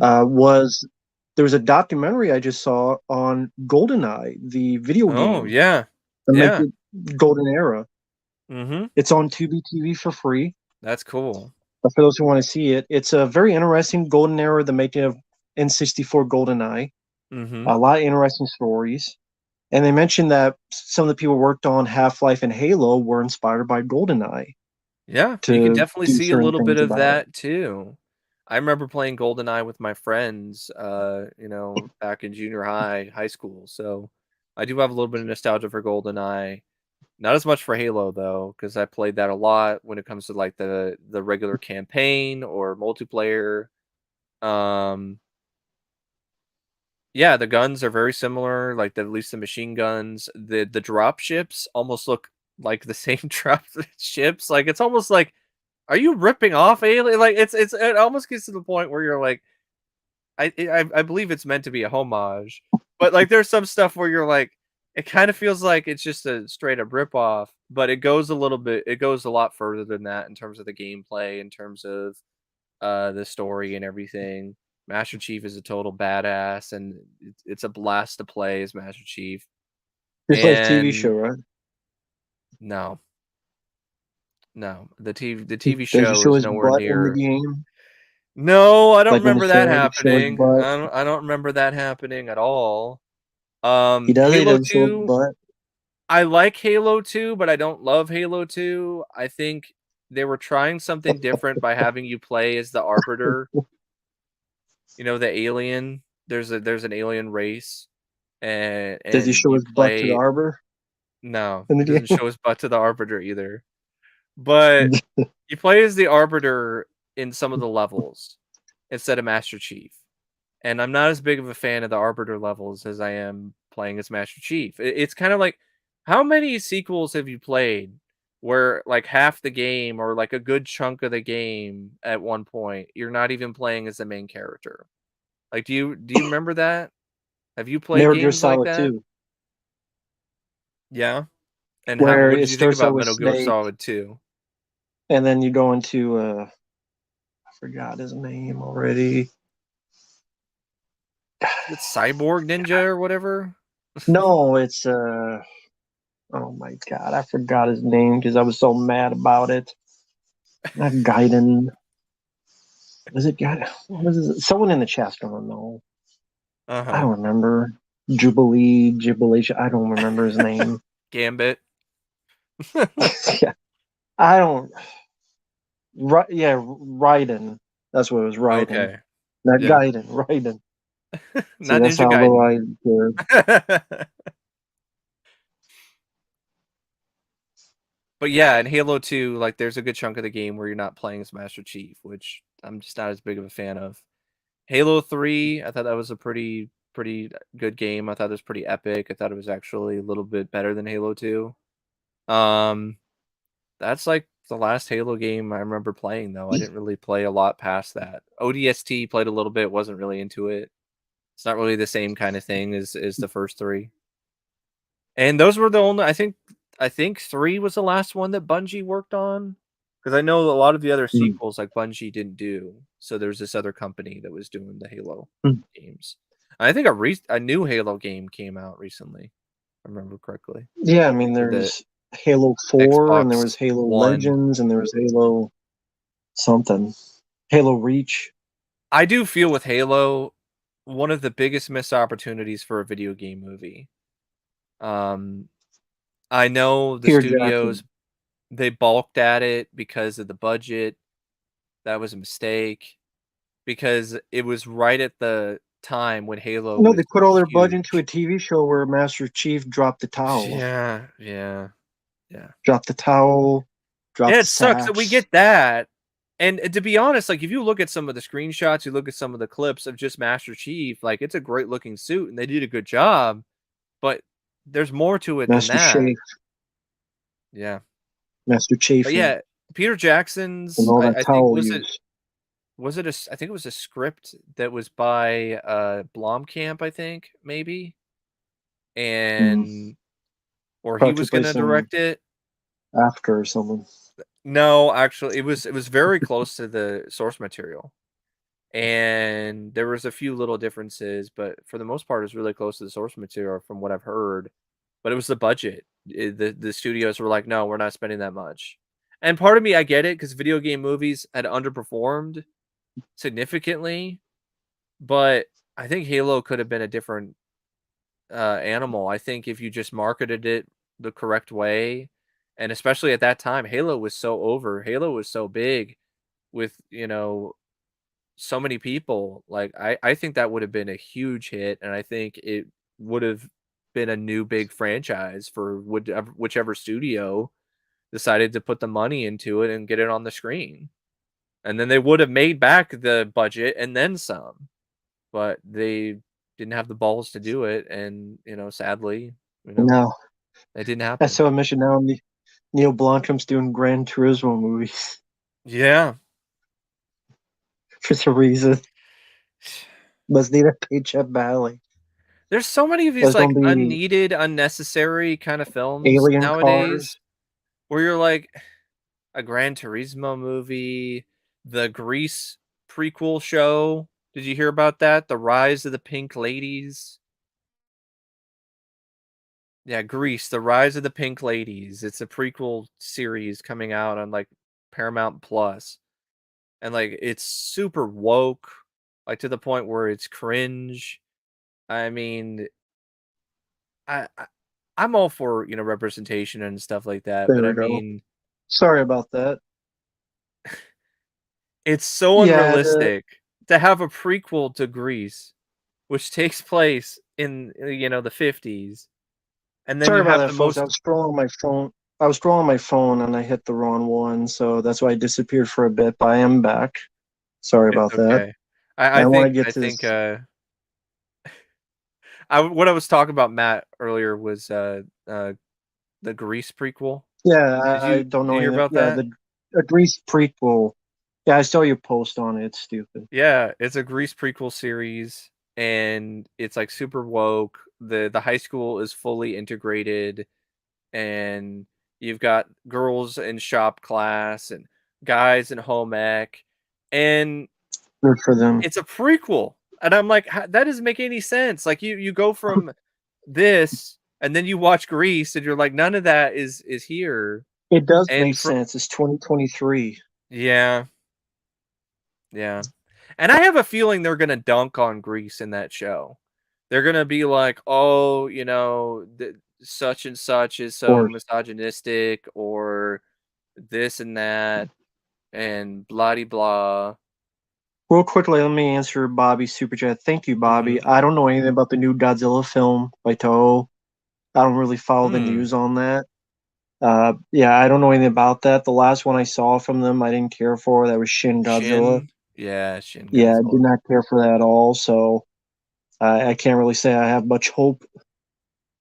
It's hard to have hope on much of anything nowadays. I think they did a theme So, park attraction. Did you hear about that? They did a Godzilla ride, I think somewhere in Japan. And like the ride footage mm, actually has been leaked online. It looks like it could be mm, fun.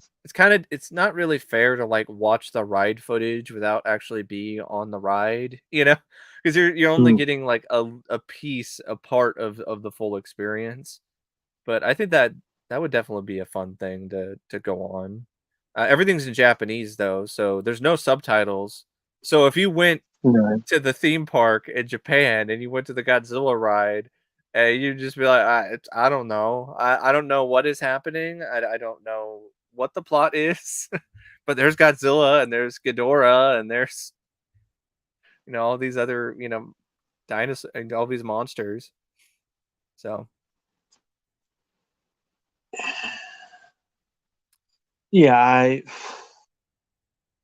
could be fun, but I mean, we're not going to Japan anytime yeah, soon, no, so no. it is what it I is. think speaking of like monsters, I really think, and I'm not the only one. A lot of people are like, we should get a new Dino Crisis game, or we should, have a Dino Crisis movie.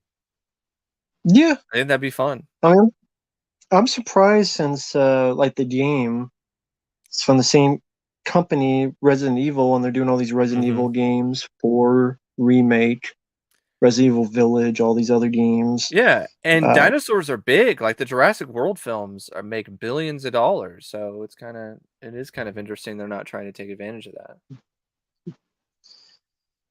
I mean, maybe they think dinosaurs in a game, maybe they think it's too goofy to shoot them or something. And maybe they feel that's too. I'm not saying it's right. I'm saying I'm trying to get in their headspace. If they think that's too goofy of an idea, or they think that's too silly of an idea, or they think Huh. it's, I don't know. I wonder Hmm. what how people think nowadays. I didn't watch the Velma show, so I know nothing about it. Oh yeah, the Velma show. I I I know haven't nothing seen it. about it. I've seen the trailers. I've seen other people talk about it. It sounds like a disaster. Just horrible. Like it's a Scooby Doo show that doesn't even have Scooby Doo in it. Yeah, I knew that. Which And I don't there's a lot understand of the appeal. dialogue where it's trying to be super meta, which is annoying nowadays. At one point, it was clever. Now it's just a cliche and it's annoying and it's obnoxious and it just comes across as pretentious.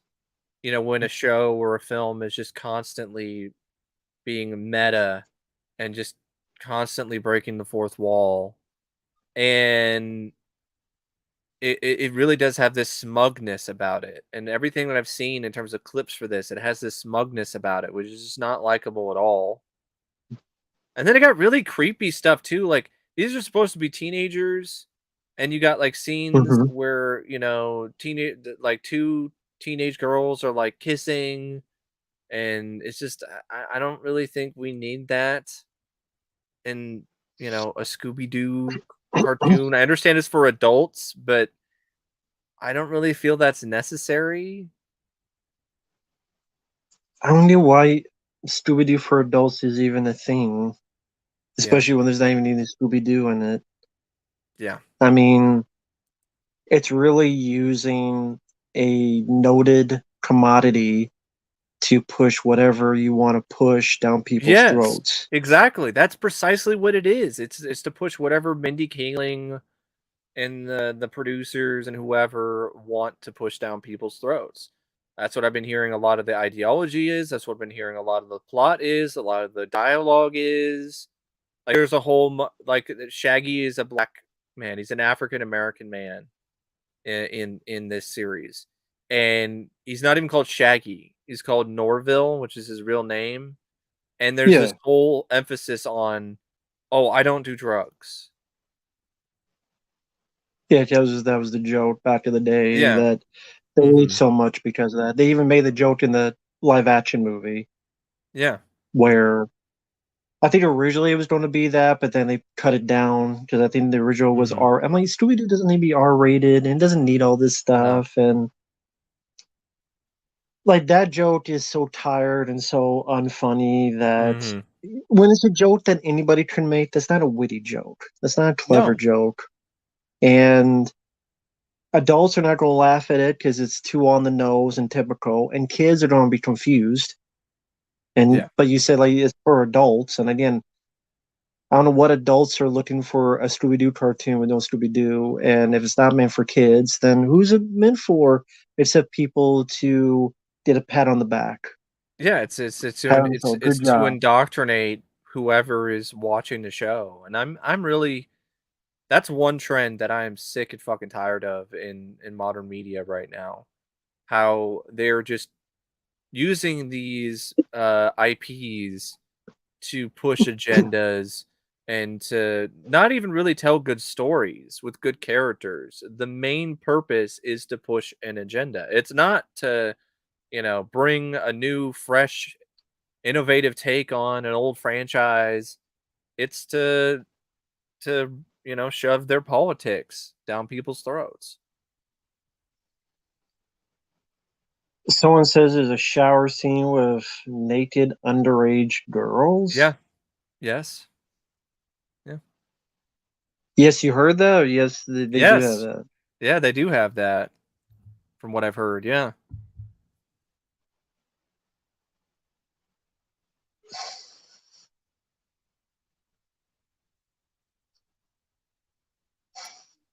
It's kind of interesting. They're doing all this virtue signaling, but then they're doing shit like this and they don't realize, how that comes across.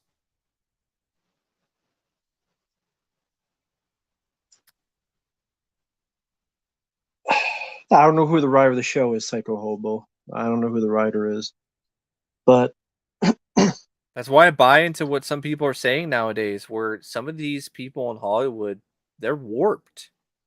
They have warped ideologies.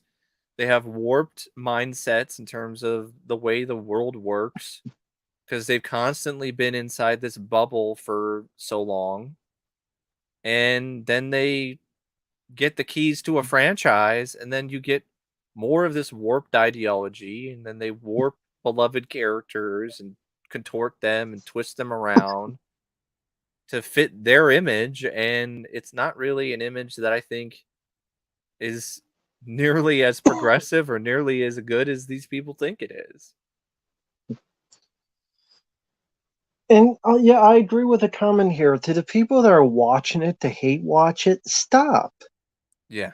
If you really want to watch it, there are ways to watch it for free if you really Mhm. want to do it for the giggles. Mhm. We all know that in the chat. I don't need Yep. to be specific because you all know what I'm talking about, and you all Mhm. know what I'm talking about. If you really want to watch it, there are ways to do it. Whether you want to join Johnny Depp and Captain Sparrow or other ways. Otherwise, don't watch it because what you're doing is making them succeed in what they want. Yes. Sometimes I wonder if some people know and they're doing this because they feel controversy creates crap. A crash Yeah. course of cash. Yeah. And it a lot of times it can fail and they don't learn because they're hoping for that crash Mhm. course of cash of you don't like it, but you'll see it just to see how much you don't like it. Don't Yep, the do that. cringe. It's like you'll Don't. enjoy the cringe, and then they'll do stuff like, "Well, we intended it to be cringy." Like that's the whole point. We're trying to make you cringe. And that's a trend in comedy I've never really been fond of either, like the cringe comedy. I know a lot of people really like it. It's their cup of tea. They think it's funny. I'm not super Mm. big on cringe comedy. I just think it's unfunny most of the time because it's just awkward, and awkward comedy is just not necessarily my cup of tea. Sometimes it works, but awkward or just randomness, like to me, it just doesn't really strike me as being something that's really as funny as some people make it out to be. There's a lot of stuff that people think is like the hilarious, most funniest shit ever on the internet nowadays, or like in the past few years, and I'll like check it out, and I'm like, it's that kind of thing where you're like, I feel that way with some memes too. Like there's this meme going around of this girl who was a cop, and then she like did something with other cops or whatever sexually and got fired for it. And then there's this other girl who dated this crypto guy, and they're doing like memes with these two, and I'm like it- it's like I don't find any of them funny, and so I'm just like I keep seeing them everywhere, and I'm just like, okay, all right, whatever. Yeah, yeah, yeah, yeah. That is talking about cringe. That's one instance of cringe comedy where I actually do find it to be funny. because it's unintentional. It's one of those things Mhm. where you have Artie Lang, who's just being Artie Lang, and he's an asshole. Like, just to be honest, he's an asshole, especially when he's drunk or he's on something. And he was clearly on something when he was on that show. And he's just shitting on the host. He's just completely destroying uh, you know, any semblance of normalcy. And it's hilarious because it's just how he's just completely wrecking everything. And that's not what I think of when I think of some of these like really rehearsed, trying really hard to manufacture cringe. Like that's legitimate, like ooh, God, oh man, like train wreck stuff. I do find that funny sometimes. Yeah, sure is. Sure is. Although it worked well for Stephen King, made good movies. Yeah. Maximum Worked Overdrive. well for Stephen King a lot for a good chunk of his career, apparently. He should go back on cocaine so he stay off Twitter. That's the other thing. I don't have a Twitter. Go back on I don't. cocaine. I mean, I do have a Twitter account, but I don't post on it. Neither do I. And it's one of those things where I'm like, I don't get it. I don't know why people spend so much time on Twitter and worrying about what people on Twitter think and so on. I don't know. It's like I don't give a shit. And that's the and I think there's a lot of people who are given way too much power because of their presence on Twitter. And that's where you have a lot of these studios, these film studios and, other places like just catering to these groups of people on Twitter who don't give a shit. They don't give a fuck about the movie, whether or not it's offensive, really. They're not going to go see it. They don't give a shit. They don't care. They only care about like Twitter outrage and whatever and getting likes for, being a part of outrage culture. That's it. Yeah. I don't know. I, I, I think honestly, it's a lot of people that have a false sense of holier than thou attitude, thinking Mhm. I'm better than you. This is my church. I'm going to give you my sermon piece. Yeah. Listen to what I say. This is what I Yeah. think. If you don't think this way, then you are Mhm. wrong. Either be Yeah. suppressed, submit, or be conquered verbally, Mhm. Be like, or resistance is be futile. canceled. Resistance is Yeah, futile. exactly. We are Twitter. Yeah, exactly. Someone's asking you, did you play Space Jam for PS1? No. Didn't play Space Jam for PS1. Did you ever own a I PS1? No, actually. I had friends that did, but I never actually owned one. My dad had a PS2 for a very short amount of time before he had to sell stuff again to pay bills. And I do remember playing Spider-Man 2 on the PlayStation 2 at my dad's. But no, I don't have a lot of PlayStation memories actually.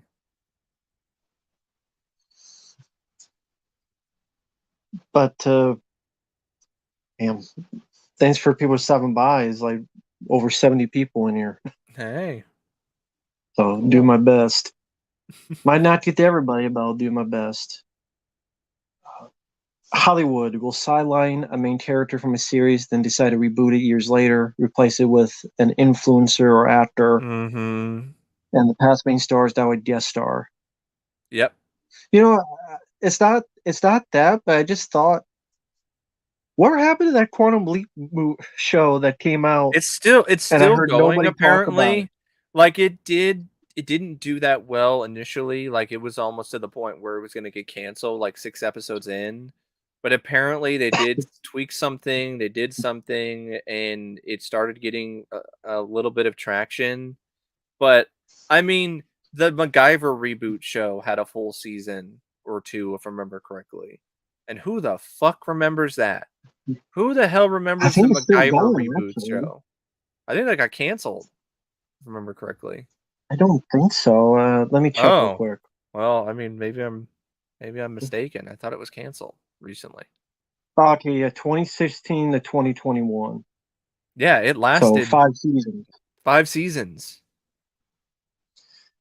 Maybe I'm thinking And of it Man in ended PI. like in That's what I'm thinking of. The show is still going. it ended in 2021, and I'm like, who the fuck remembers that shit? I don't. Do you? I didn't watch it, so that's why I didn't remember. I didn't watch it. I know they had Hawaii Five O that lasted for a while.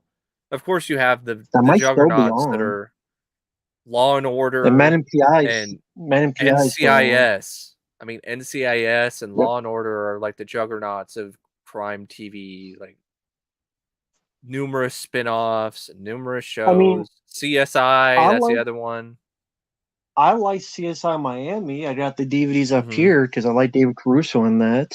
Yeah. I think we got a case. Yeah. And You could tell that that's show. the cookie crumbling. Yeah, Yeah. you could tell that show was self-aware at a certain point. You really I could. mean, it was. If Michael Bay could direct it, he would have. That's the kind of show it Yeah, was. It was a yeah. Bruckheimer production, and it was Hmm. fun because of that. Yeah. You want it's not a realistic show, but it's a fun show. I mean, there's a Hmm. episode that I loved where a bad guy had this gun that had like multiple things to it that turned people into red dust. Like it was like a Yeah, weapon they had to go find and stop. I love that episode. I love Dave Caruso in that. It's badass. Horatio King, man.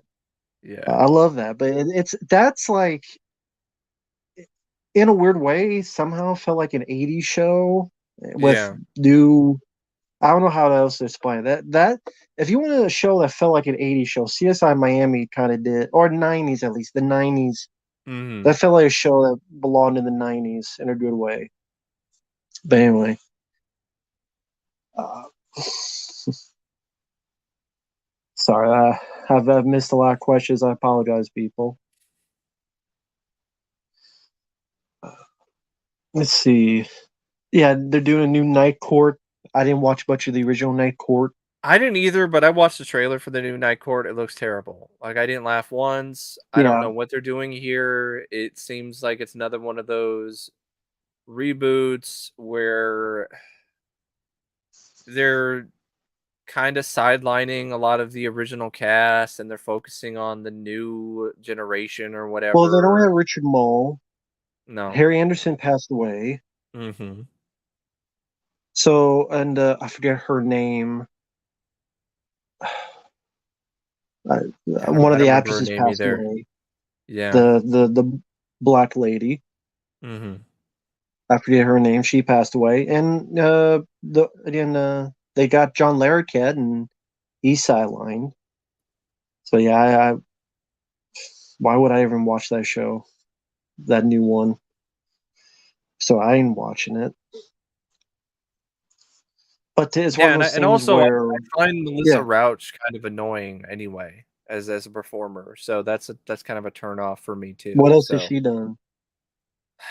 I don't I saw a film she did called The Bronze where she was pretty irritating in it, where she played like a was she like she was a would-be Olympic um Yeah, that's gymnastics the actress I'm thinking of. Yeah, thank gal, you. and she's foul-mouthed and just obnoxious, and that's the whole joke. Like she's a girl and she swears and she talks about cocks and shit, and I'm like, ha ha, hilarious. So it's just the kind of vibe that she gives is just annoying. Like So there's some actresses like that. There are some actors like that where they just have this vibe where it's like this is just annoying. I don't want to watch you be the lead of a show. It'd be like Andy Dick someone as was like the asked, lead in a sitcom. Like I'd be like, no, please. Someone's asked about the WWE. Oh yeah, the The Saudi mania is gonna be running wild. Vince McMahon returning. Yeah. I don't think. I mean, I would love for them to sell it. I don't think they will sell to Saudi Arabia. No, they're not selling Although to I Saudi wish they Arabia. did. That was such I wish a they did. just for the laughs and the shits and giggles. Yes, I wish they did. Because I don't care about that company. Because I want to everyone blow when up. when that rumor was announced and it was gaining traction in the community, like so many people were just going nuclear over that, and I don't blame them. I loved it. I loved it. I wish it people was with their real. I wish they people did with it. the memes, mentioning Vince McMahon, when he brought in NWO, he's like, I'm gonna inject this company with a lethal Poison. dose of poison. I'm gonna sell it to Saudi Arabia. I mean, I don't And care people about talking WWE. about like he'll sell it. He's gonna sell it. That son of a bitch. He's gonna sell it to Saudi Arabia so then he can continue to run the company and like sexually assault people because Saudi Arabia doesn't give a shit. But you could see Vince doing that though. Yes, yes, I could see Vince McMahon being a vengeful son of a bitch who would be like, "You're gonna try to take me out of my company? I'm gonna take it over and I'm gonna inject it with a lethal dose of Saudi Arabia. How about that? And I'm gonna take all my money and tell Hunter and my own daughter to go fuck themselves, and I'm gonna go live in a mansion in Saudi Arabia's new big But utopia megaopolis." who do you think who do you think will buy it? NBC? See, I think the network is already on NBC Universal and The Peacock, yeah. Comcast. I think that's honestly the best bet, but the thing is they're not gonna make as much profit because of the how way things are if they sell to Comcast. So, I mean, the way things are, if they sell to Saudi Arabia, they do make Vince makes the most money if he sells to Saudi Arabia. So that's why I think that's still, as crazy as it sounds, still kind of in the running. And I've been hearing rumors that like Tony Khan from AEW, like he's like trying to scrounge up some more capital. You don't have that money. Yeah, You can't afford AEW though. In but WWE. that would be hilarious though. AEW. A and W, Yeah. where the root beer is glossed over. Your root beer Oh my cataly god. cat a lot of wrestlers. AEW though, I mean, man, they lost the whole CM Punk fiasco. That has hurt them bad. I don't watch AEW. I know CM Punk is a dividing force. Hmm. The stuff I heard about it, I'm actually on CM Punk's side Yeah. because it seems like the other people are just they're not that good and they're jealous. And CM Punk is not perfect, but I like him over a lot of other people in that Yeah, I company. mean, I can see some of Chris his criticisms. Jericho. It's just the way that he said them in the scrum, so to speak. Like the way that he did it was very unprofessional. And it's one of those things where he would have been better off if he, did it behind closed doors. But at the same time, the boss of the company, like he should stop being a little bitch and tell CM Punk to shut up. Stop. You're damaging He my might brand. have, and they didn't listen, so he had to do that. He That's did why I went up. well, he didn't. Well, I mean, in the comment in the scrum, like in the Q&A, like he just Yeah. sit there, he sat there and let CM Punk just destroy so much I of mean, the he wasn't integrity of really his company. wrong. No, but it's still one of What he those things said, where it's like a he wasn't PR wrong. thing. it's like a PR thing. You know how damaging that is for a lot of companies. And I was just sitting there, Well, not they were doing that necessarily back in as the day in the Attitude Era all the yeah, time. yeah. Like the I Attitude wasn't Era as in WCW, NWO, they yeah, did that every week. yeah. So that's why I will. I didn't really see the Hmm. big deal because I'm like, if this was Stone Cold Steve Austin talking about somebody, no one would have Yeah, flipped out.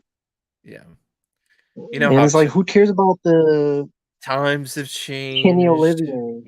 That kind of thing. Um, Well, it's wrestlers. I mean, they're yeah. wrestlers. But I It's wasn't not, necessarily Oscars. as taken aback by CM Punk's statements because I think some of them did have some validity. I was more taken aback by the boss of AEW just sitting there and just not getting him to stop. Like, what is wrong with you? Like, if CM Punk still kept talking after that, he was like, take the microphone and be like, no, I'm going to say my piece and blah, blah, blah. That's one thing. But he just stood there, like, just doing nothing. Yeah, who cares about Twinkle Toes with Finger Bang? I mean, I don't know. Uh, But I don't care either way. I don't watch it anyway. So AEW does have some good wrestling. I will admit that. I mean, it's been a lot better than some of the current product from WWE. That's for sure. did Chris That's Jericho why sit on somebody? I don't remember that, but it's just one of those I'm things just where, I'm just asking. oh, did he like do his whole Walls of Jericho stuff? Yeah, of course. And I'm It's like, did he after the 200 pounds he gained?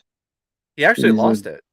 He lost the weight oh recently, good, and good. he's in good shape, which is a good sign. He's definitely starting to show his age though, without a doubt. Um, Yeah, I've been enjoying Sting's run in AEW. Been a hell of a lot better than his run in WWE. That's for fucking sure.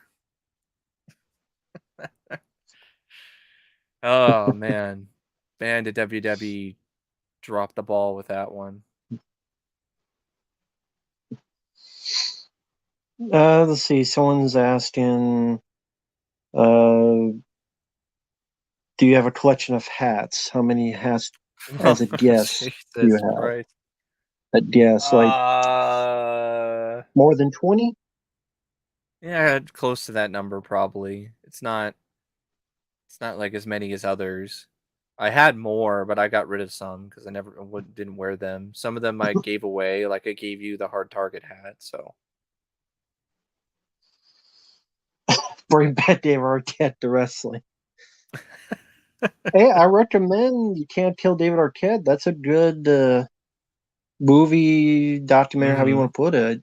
I recommend it. It's really good. Better than stuff I've seen in wrestling recently. Better than better than Scream a lot of 5 stuff. with Better than David a lot of Arquette. stuff. Probably more badass than what I've heard about Megan. Yeah. All the praise I see for that film, from what I've been hearing about it, it doesn't seem like it's worthy of that much praise. It sounds a It's little not bit worthy of any overhyped. praise. I have zero clue how anybody likes that film. I don't. I mean, it's a watered down, neutered Child's Play remake. I PG mean, even 13, if you slow didn't like burn. Nothing the Child's happens Play for the first remake, hour. see that I've heard a lot of people say they don't like the Child's Play remake, but they like Megan, and I'm like, well, if you didn't like the Child's Play remake, why do you like Megan? It seems like the same thing, but like even more watered down. And she dances for TikTok video. Yeah, the Meaning, TikTok video really that that's crazy to me.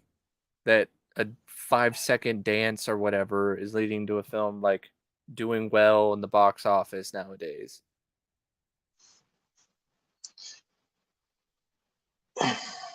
yeah, and you have unlikable.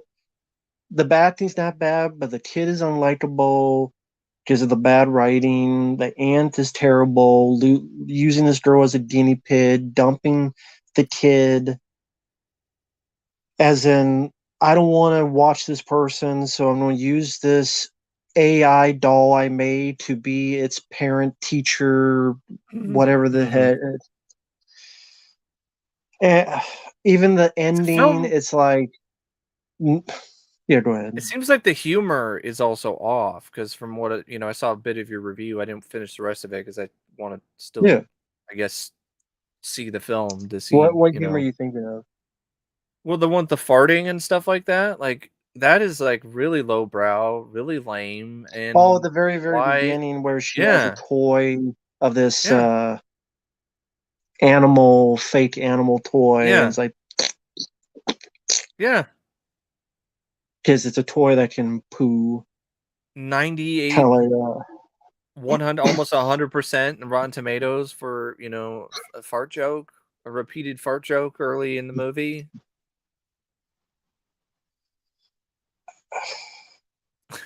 I guess because I don't know. I really don't know. Maybe they I think it's have, satire, because there's these toys that, like, yeah, poop and they use whatever, that and I'm word. like Satiric on parenting and bad parenting. yeah, yeah. I'm like, I saw bits of that in the Child's Play remake and no one cared, or very little cared. And it's got I get a bigger no laugh out of style. something like fucking Problem Child, if you wanna talk about problem, kids and parents struggling to, teach them or keep them under control, like that whole scene where John Ritter's reading the fucking what he's reading the self-help books, and then eventually he starts reading The Exorcist. Like, that shit's hilarious.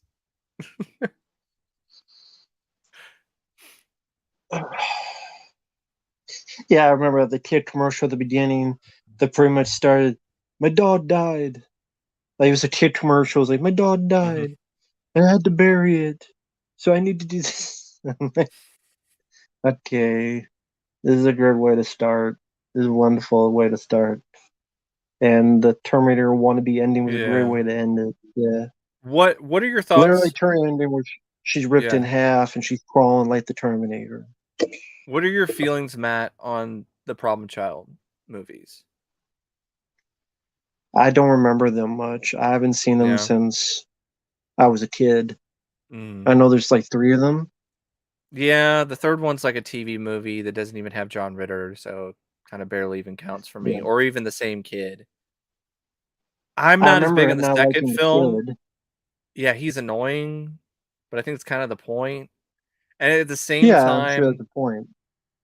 I think the kid is there are some qualities about him that I kinda like, especially when he's one-upping some people, like the little leaguers who are being little shits and he, defends himself. But really what makes those at least the first film, a movie that I like, is John Ritter. John Ritter is great. He's Hmm. really good in that Yeah. film, and the sequel I'm not big on because there's too much crass juvenile humor in it. But John Ritter's still really good in it. I miss John Ritter. Like even in those movies, he was, showing, that he was just a very likable, charismatic uh actor. And he was that way in real life from what I've heard from a lot of people that knew him personally.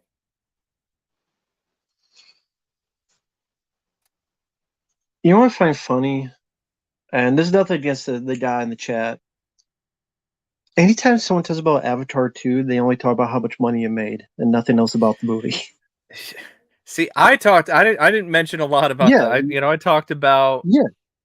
and I think No, I that just meant like when I see yeah, people in chat, nothing against like when other people in chat as well on other streams, yeah. nothing against them. It's just the only thing they talk about is look how much money it made, and I'm like, Well, they do that a lot with a lot of things. They did for that what? with other Marvel Did he get a movies cut? or DC No, films no, I that, didn't care.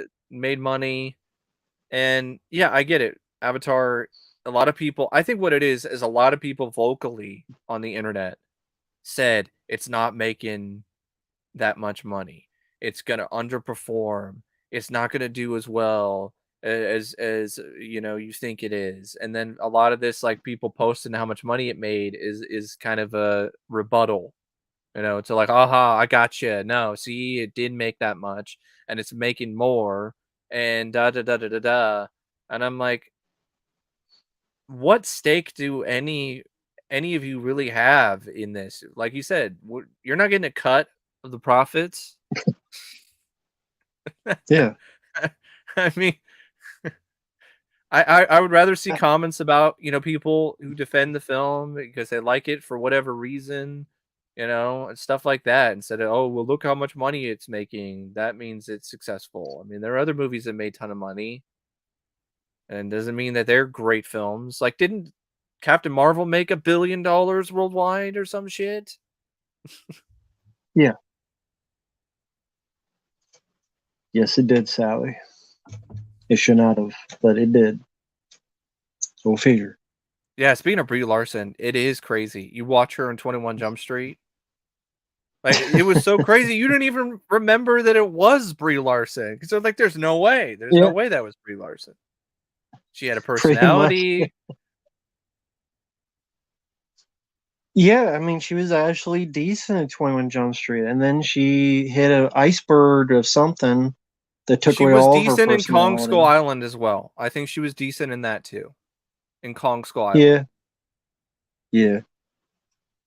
And then something It was changed. it was 21 Jump Street and Kong Skull Island where I was like, maybe she might not be that bad of a Captain Marvel. Like, maybe she might be able to Did do she it. win I an was like, Oscar after that, or before oh, is Constable that when she? Island? Oh, is that when she won the Oscar for, like, what was it called? Wild? Is that what it was called?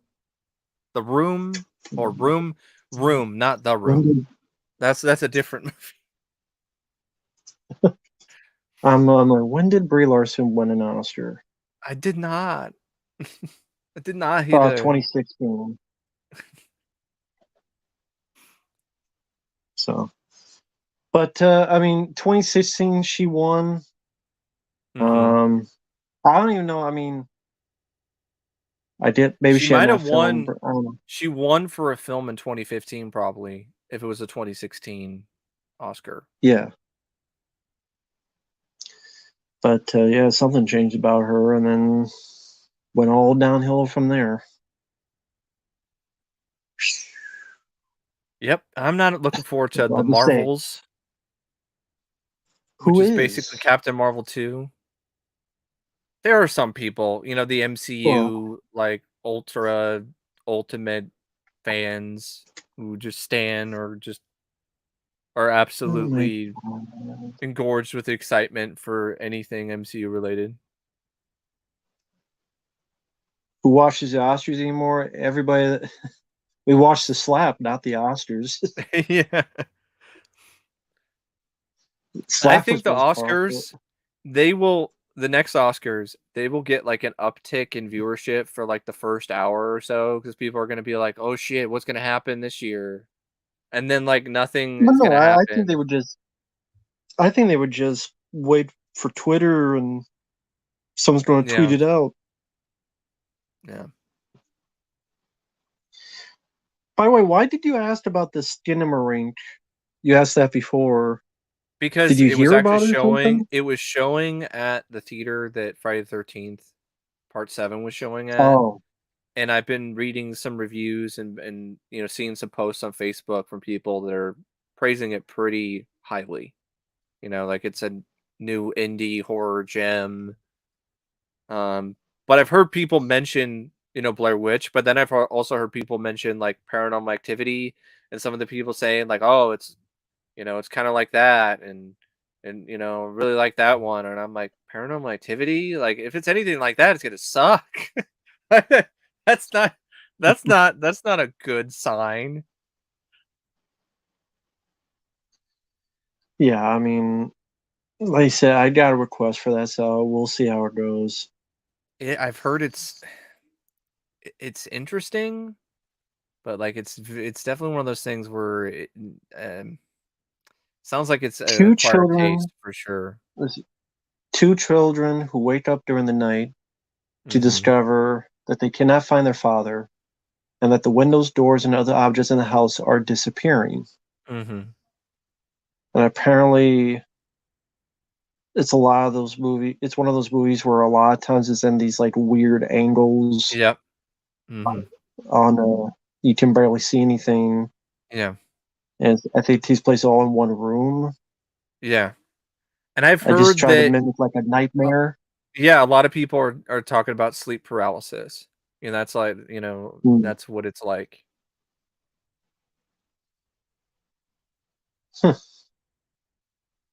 But at least Well, I it's something mean, who different. knows? I mean, I will give Skinamarink that. At least it's something different. They're trying to do something different. Doesn't seem like the same old shit. Doesn't seem like another prequel, another sequel. Um, but a lot of people, and I I guess, was saying it's very boring as well.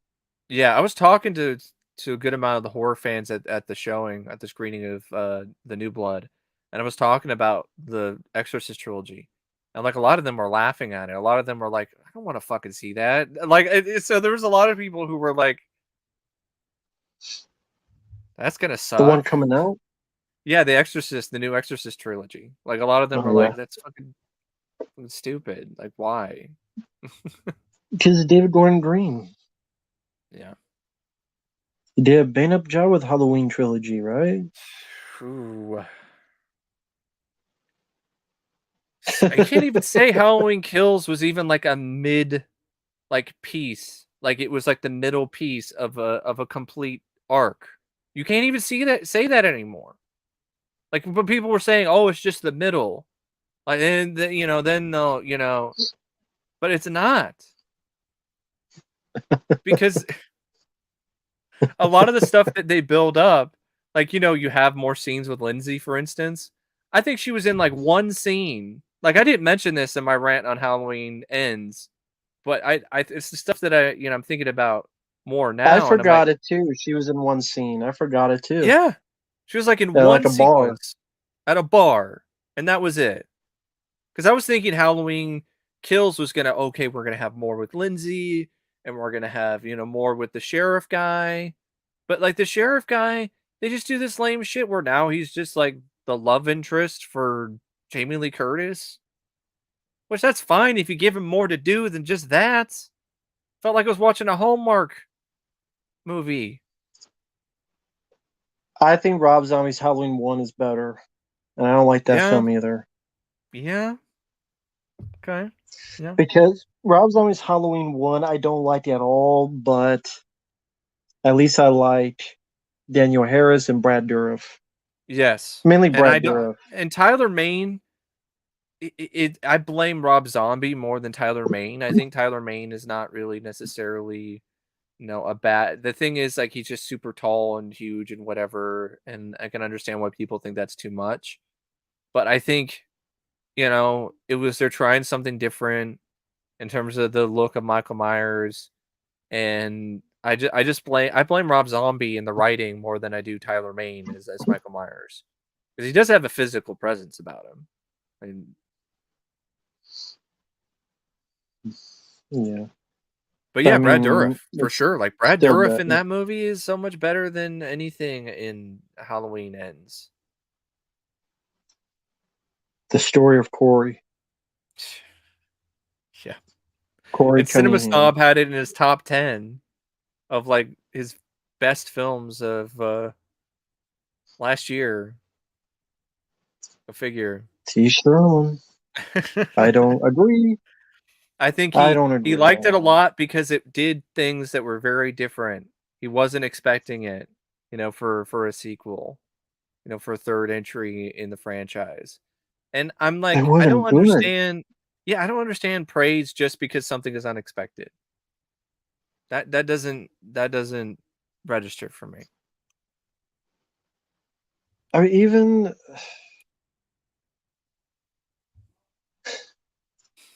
there's nothing good in it. There's nothing good in the movie. I know. It's bad. What's good in the movie? Nothing's followed up. The cop. All this Mhm. build in the second film. I let Michael Myers Nothing. go. Duh, duh, duh, duh, duh. Yeah, that Nothing part too with the happened. cop. Yeah, with that part with the cop, like he inexplicably survives, the events of the first movie. But you think it was like building Stabbed, up, oh, cut, I run let over by a car. I let Michael Myers go. Oh, I feel bad. Blah blah blah blah blah. But in the third movie does nothing. It's not like he shoots He Michael just Myers. It's not like he's the one that really gets involved in the he's finale. just shopping for groceries. Mm-hmm. Jamie Lee Curtis, what's good about her? She got over the death of her daughter in the previous film, yet it took her 40 years to not get over the death of her two friends in the Mm-hmm. 2018 film. Mm-hmm. Oh my god, my two friends died in 1978, and I have all these guns. I did nothing, and I lived in a farm by the river or where the hell she lived at. And then she had this plan, and she was a cat lady from The Simpsons, and she Mm-hmm. did that. But her daughter died in the previous one. Oh, it's fine. Let's celebrate Halloween again. Bake And then some you make and pies. then speaking of, what could be considered like a new daughter for her, the daughter of, her daughter that died. She's The acting. granddaughter. Yeah, the granddaughter's acting out of character too. Like, oh, now I'm just gonna fall in love with this crazy guy. Well, let the town burn, burn it all. Falls in love with a guy in 3 days who looks like a Yep, geeky Clark Kent wannabe, doing a Shawn Michaels kick of a kid down the stairs. yep. Sweet chin music kid who flew But like a Matt, that was football, that was deflated. intentionally funny. I don't buy that was intentionally funny. I think that was Why would the death of a child be intentionally funny in a Halloween movie? yeah, For what purpose? yeah. Like, do you know? I don't know. I don't know. I don't understand that argument. And then Michael Myers gets, the Jesus treatment because we have to not be subtle. And then take his dead Mhm. body on the wave, like it's Yeah. Woodstock, on the wave to the meat grinder. Yep. Yep. Stupid. And of course, and prior to that, he gets his ass kicked by Corey, gets his mask taken. Like he's a bitch.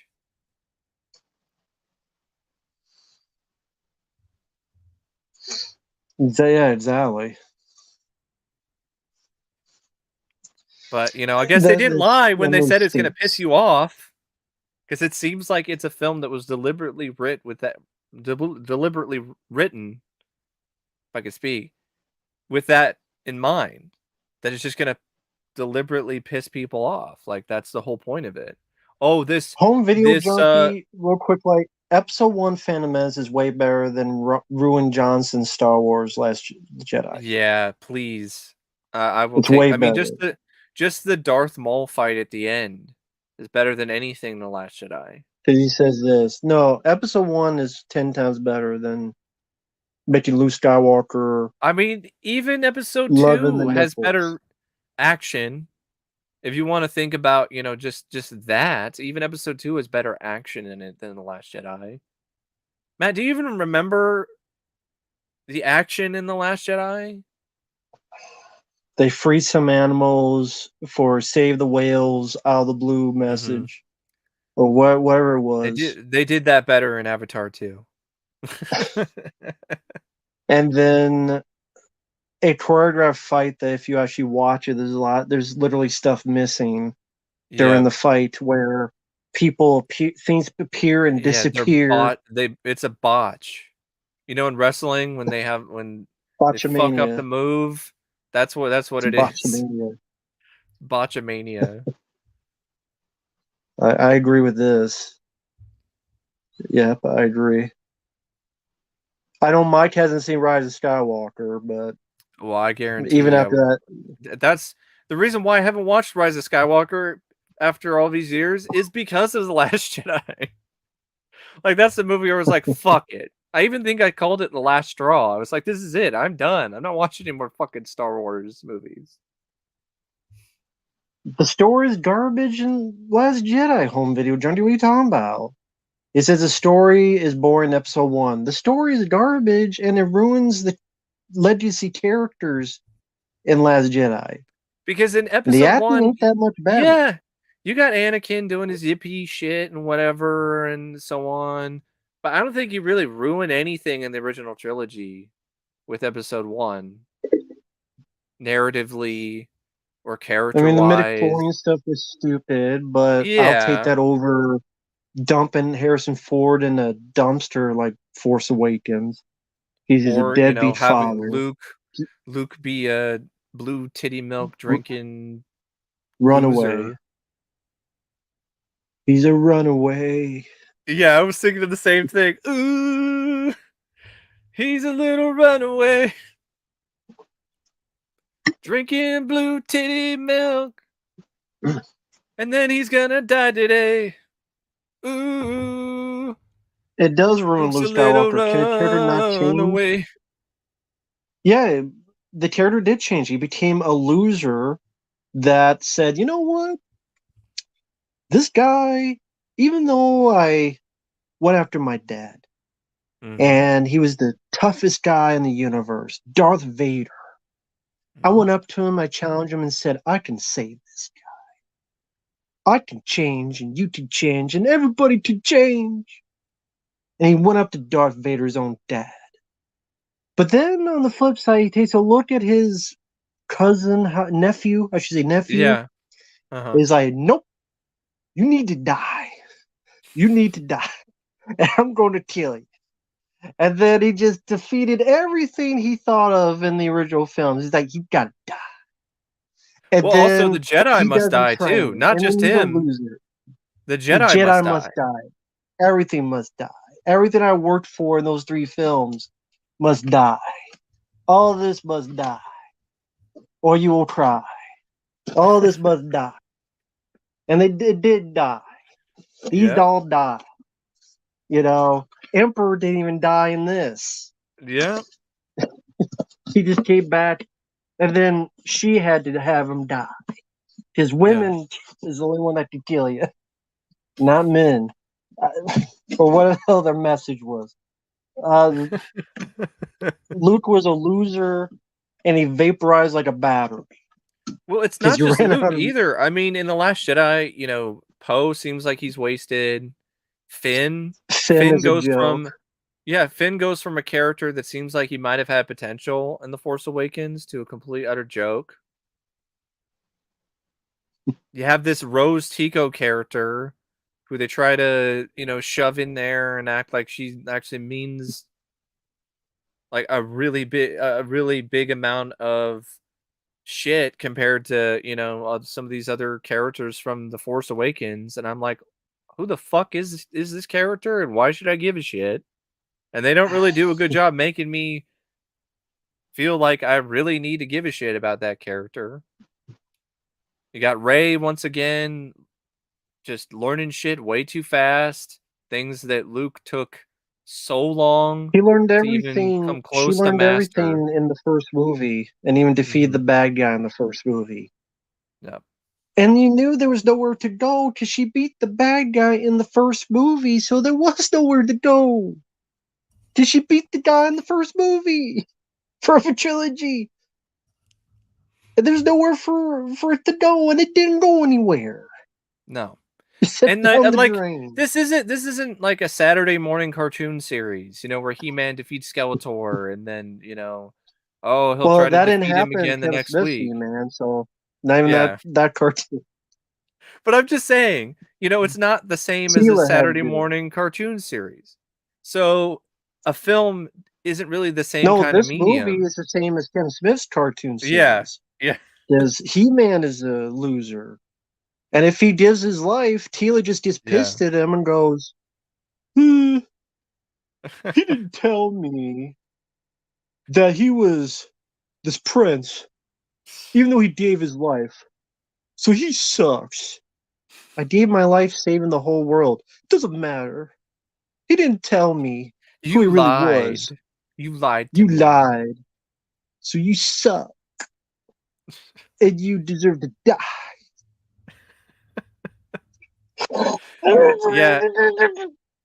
Yeah, the logic from a lot of writers, a lot of people today with these stories, it's just you get paid for this. stuff. You're like, They get what? paid. They get Yeah, paid. I'm speaking to Kevin Smith, man. I'm definitely looking forward to watching Clerks die. Yeah, it did die. It died badly. Clerks 3 killed that franchise bad. Yeah, it'll make it even more sad, watching Clerks and Clerks 2 again, for the first time in years, and then sitting through Clerks 3. They're like, oh, all right, now it's time to watch the whole franchise die before my eyes. Woohoo. Yeah. He'll kill Mallrats next. We've seen He's way gonna too try many, to- like, that's the sad thing, Matt, with all of these franchises lately. We're just watching so many of them die with these new entries. Dumb and Dumber Yep. 2. That was like watching a funeral for Dumb and Dumber. It was that bad, that unfunny, that sad, that pathetic. It was literally like, okay, all right, comedy. Not only does it feel like comedy is dying while I'm watching this piece of shit because nothing in it is funny, but also, all right, this entire whatever this franchise could have been is dead Mm-hmm. and buried. And then you Mm-hmm. got RoboCop 3 and the remake, Alien 3 and Alien Resurrection, which I think still sucks. Maybe not as much as Alien 3, but it sucks. Honestly, I think it sucks as bad as it does in a lot of ways because of Alien 3. That's what makes Alien 3 even more upsetting in retrospect, because it's like the decisions that they made in that movie were so damaging to the entire franchise that it damaged anything that came after it. And The Last Jedi Yeah, is I a mean, similar thing. Like, it just damaged things so badly that, like, no matter what they tried to do afterwards, they were in a shitty situation. thanks frame by frame, and that's a good Oh, point.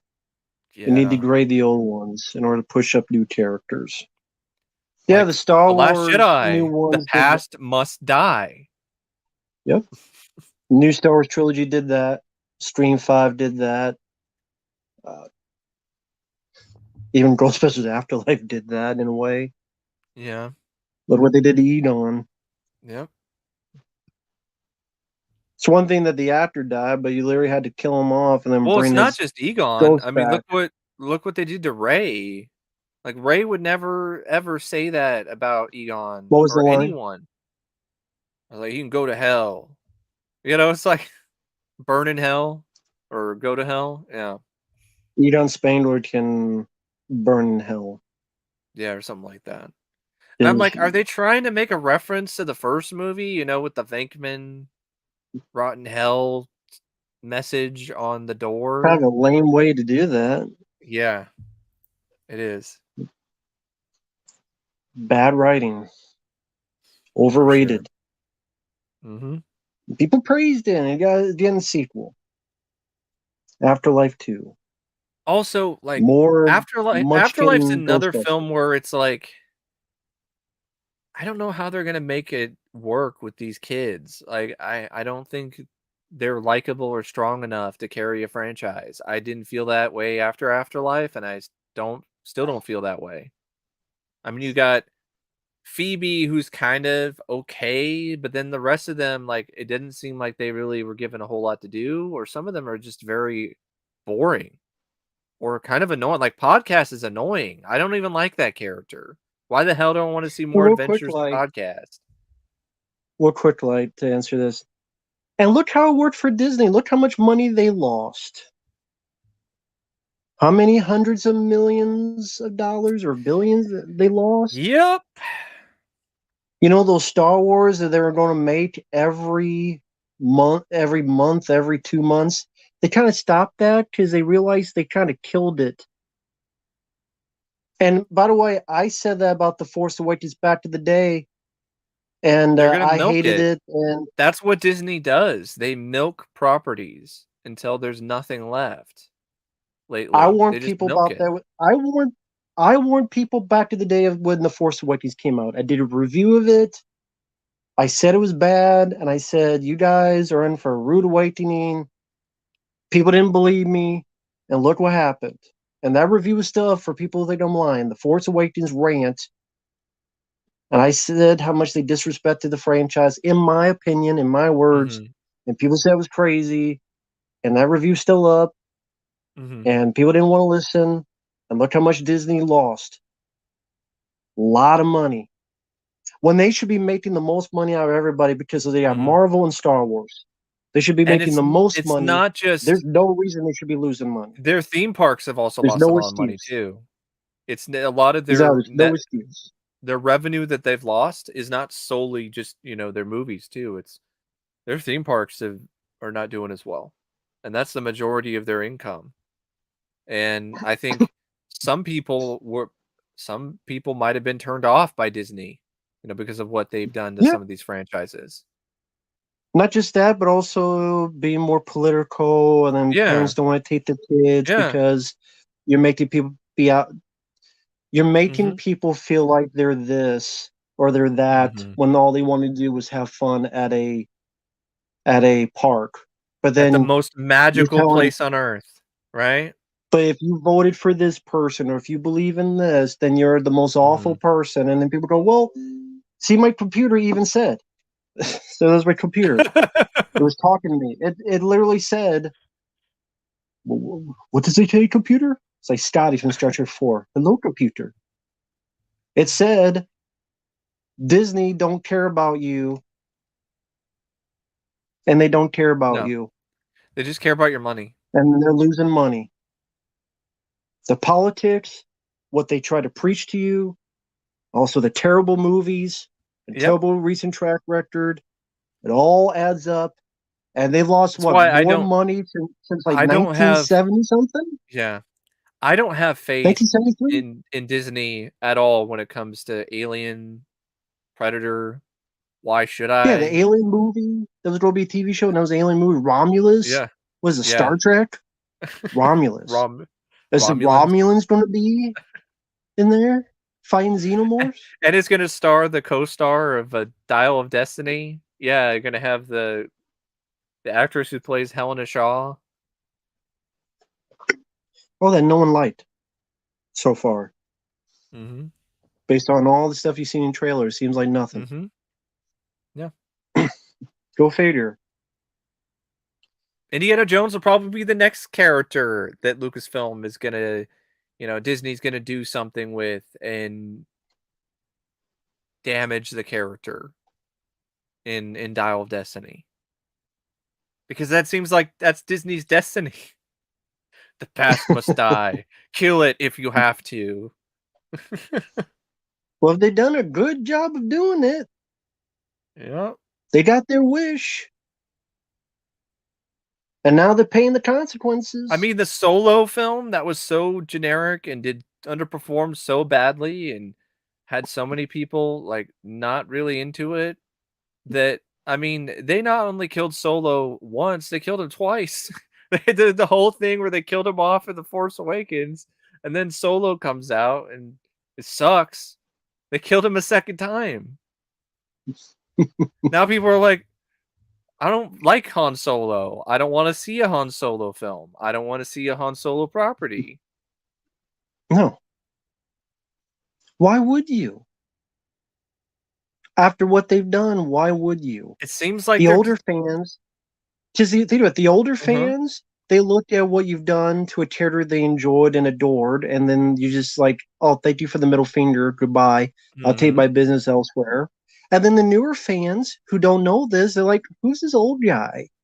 This Yeah. old guy who walked slow, and that girl did everything, and then he went to a walkway and he got Mhm. stabbed and thrown a And garbage. then yeah, Why do I care to know what happened to that guy? Oh, the guy that went in the dumpster. I don't want to yeah. see a film that he was before. Mhm. The new kids who don't know this, they don't see a guy that got thrown in a dumpster, and then they don't want to see how he began. This No. is how he was before he got thrown in a dumpster. Don't you want to see that? And then it's like Yeah, they don't. it's bad. I remember And when yet, Dial Disney was Destiny in is the an running, awful. when Disney bought Lucasfilm, when Disney bought Fox in particular. I do. I remember, I was along with you where we were like, "This is not good. This is not. This is not the sunshine and rainbows. Oh my god, the best thing ever that people are making it out to be." Hmm. And yeah, Dial of Destiny is an awful title. I came up with a better title. It might be generic, Mm-hmm. but if you're going to do a fifth one, it's actually in a video someone requested. It'll be up tomorrow. I'll tell a little bit of now. Uh, if you don't do it, call it Indiana Jones and the Dawn of Fate. Yeah. Yeah. And someone asked me, it's in a video tomorrow, but I'll just say it here on a quick rundown. Uh huh. Someone's asked me if I had to do Indiana Jones, what would I do? If I Mm-hmm. had to, I couldn't cancel it. I Yeah. said I would call Indiana Jones and the Dawn of Fate. Mm-hmm. I would get Indy, Karen Allen, and the older short round, Kihori Kwan. Yes, And the that three was of such a them go missed on a journey. opportunity. Such a huge missed opportunity. I learned a lot The three of about them go the actor Jonathan. Was it K? K Kwan or Kihori Haquan Kwan. or yeah. He I would, yeah, he's a fight choreographer. Like he's a stuntman. yeah. Like he does stunt choreography, and And he he's done actually martial knows arts and martial other arts. films. Yeah, So yeah. Everything that's Ever really All at cool. Once and stuff. Mm-hmm. But I would say I would have those three in it. I would have a Yeah. fourth member who's a rival, but who Mm-hmm. joins up, and I would have him played by Tom Selleck. So That's a good callback. Yeah. and the four of them go on a journey, and I would combine Excalibur and Atlantis. Okay. Try to find a way Excalibur was made at Yeah. Atlantis when it went down somehow. So it's The similar strange metal. to there is an Atlantis indie property, and it is a really well Yeah, known and well regarded story for indie fans. Which I'm like, why don't you just do the Atlantis one anyway? Like, why we have the time travel and whatever for the see, gimmick? I would have It's it for the where, gimmick. It's for the gimmick of young indie with de-aged Indiana Jones. yeah, That's what it is. That's my thought process. The reason why it's a time travel movie is for that, for a gimmick, to showcase yeah. their latest in technology from Industrial Light and Magic. Where, oh, look what we can do now. Look at the de aging that we're able to do. Doesn't it look real? I'm like, yeah, it looks pretty damn good. But is it going to be in a good movie? Remains to be seen. Yeah, I mean, no one wants an ND5.